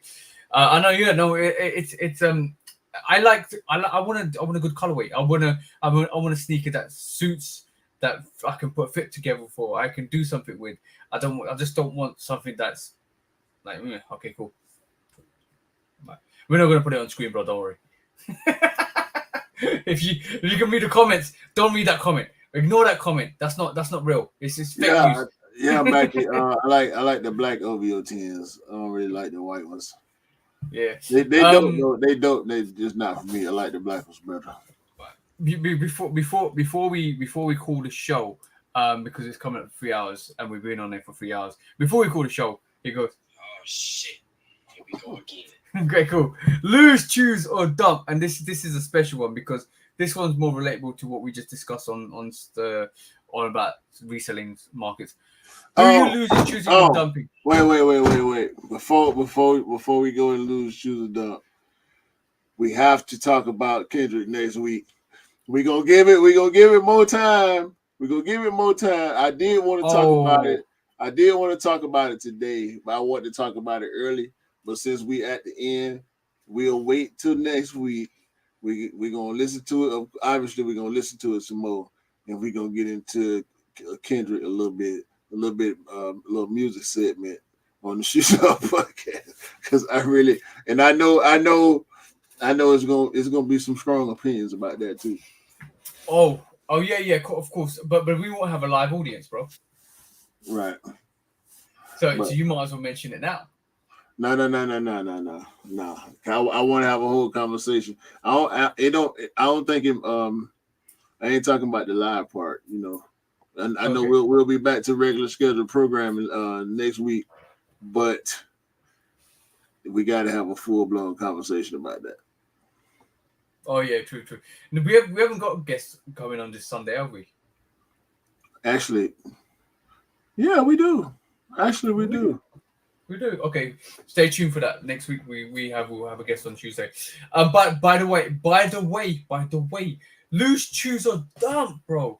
Loose shoes are dumb. Oh shit. Here we go again.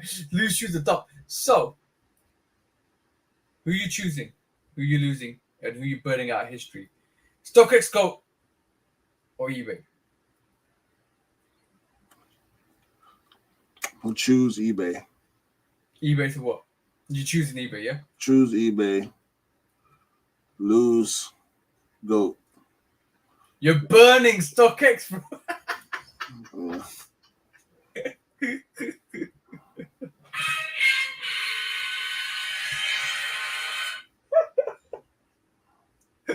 Bye, StockX.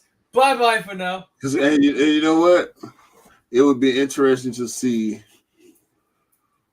what would happen to prices if StockX was no more.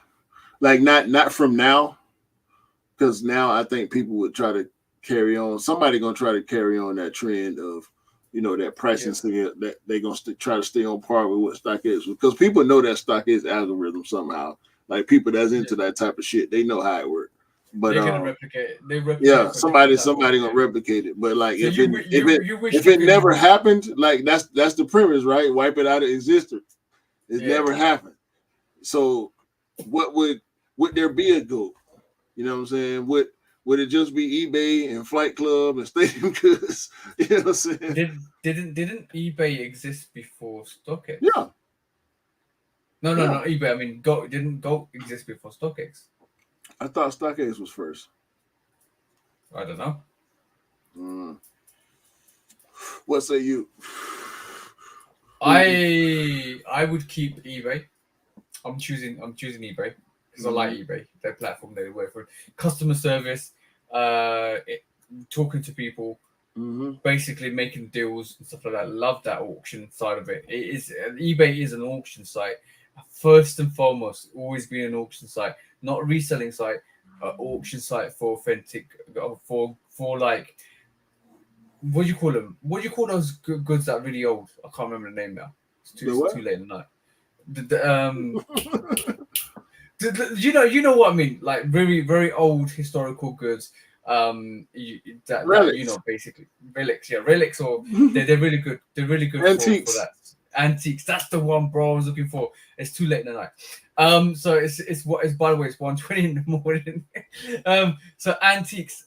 eBay's always been about antiques. So like, yeah, I would always keep eBay. I would lose. I would lose StockX because I think you were gonna say that. I think because you like StockX on the low. I don't like StockX. I don't like StockX. Yeah, you like StockX.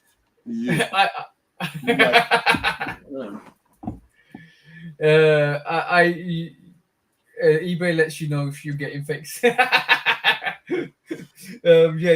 Mackie coming in. Mackie's on form today. GOAT. I was trying to get black metallics from GOAT, and they stopped some fakes from getting through. Sent me pictures and everything. I think StockX ain't doing that. I think StockX is being. I believe personally StockX is being relevant for the market place to regulate prices to basically. This is why I'm losing StockX, because I don't want to use it, but I let other people use it, because before StockX there was craziness happening in the wild west. There was prices left, right, and center. There was low prices, low balling, high balling, but now you have a regulated price that you know what the sneaker's value is. StockX is a good it's a good indicator, but obviously the only downfall of it is that the fakes get through. and that's what they need to stop. I don't think that's the only downfall. I think that's the major downfall.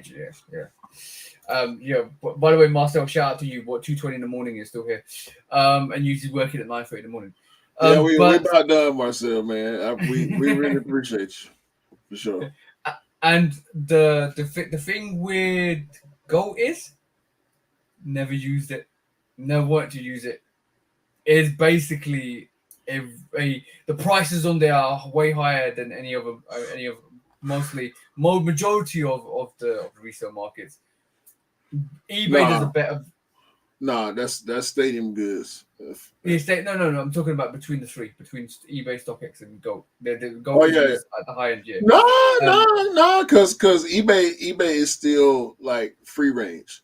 Like eBay ain't making you set no price, so you'll find the highest prices on eBay. You won't find necessarily an abundance of the sneakers like you'll find on StockX and Gold. You know, you might not be able to get your size, but in my opinion, Goat is generally better than StockX. Like they not maybe they still there with StockX. To me, like it ain't like I'm like yay Goat saving the sneaker industry. Nah. The only reason why I say is the duty fees are more. The duty fees add up to more of a price for us on Goat than StockX. But the reason why I'm gonna dump Goat is because I think eBay does a better. Goat is the high end version of eBay, but only for sneakers. In a way, yeah. So I can live with that Goat.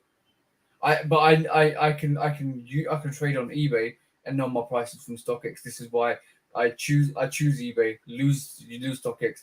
Dump Goat.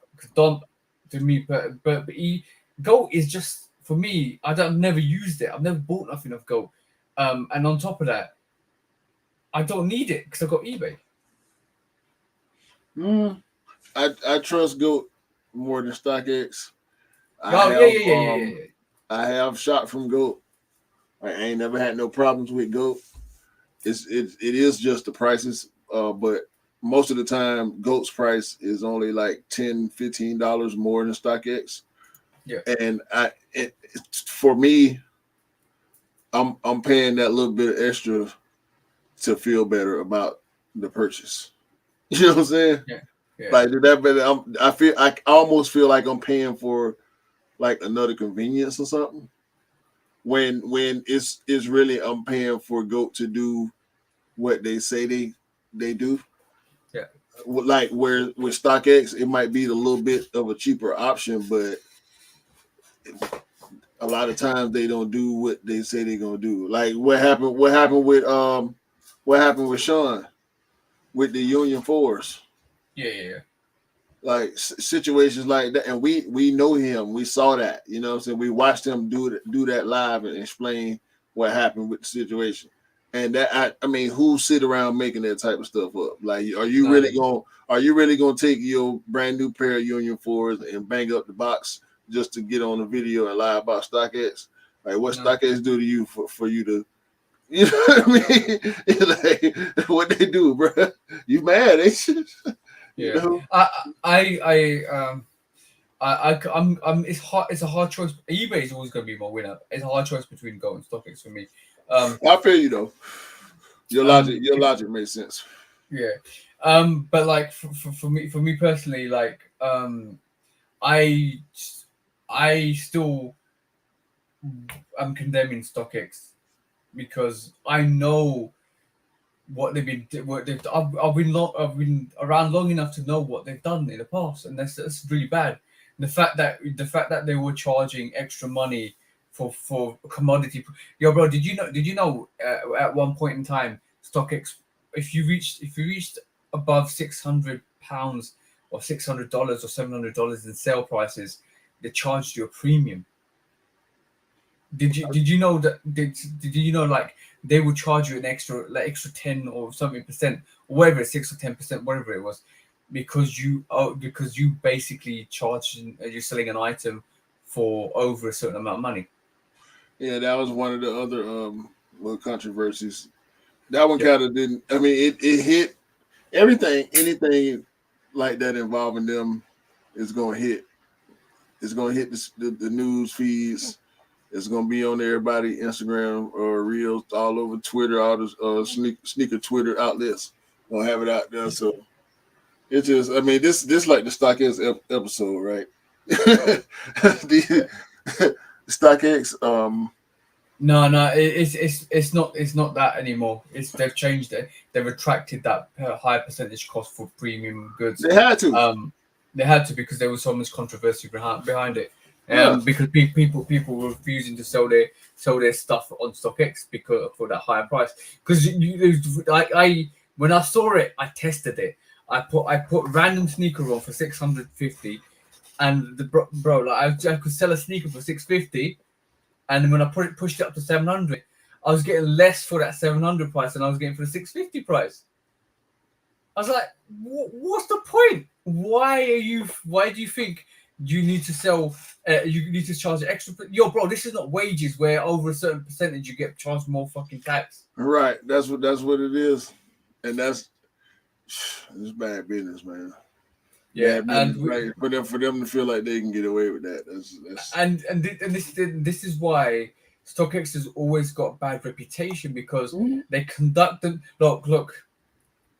Any company that hasn't got a direct contact, that you can pick up the phone to and talk sense to, and you have to go through emails, what kind of customer service have you got? For one. Secondly, there's been so many incidences of them having bad practices, selling this, charging excess processing fees for buyers, charging the same fees for sellers. Bro, like why are you charging extra fees? Duty came, like we got charged duty, bro. Like there is ridiculous amounts. So like, why? I don't know, man. I'm done. I've been done with them. Do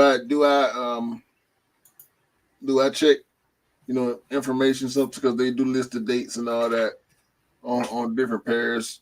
Most of the time when I'm on there, that's what I'm using it for, and that's the only thing I'm gonna use it for. I hate that I have to go there sometimes to get references. You know what I'm saying? But they got all the information. So. Oh, by the way, I don't know if that statement's true. I think you can return sneakers to StockX if you prove that they're fake. If you can legitimately prove that they're fake, they will take. What's the percentage? What's the return percentage? That's what I want to know. 5%. We legit checked it. Right. You can't get your money back. Nah. Look, they charge you to send it back to you again. Bro, you know what? I changed my mind.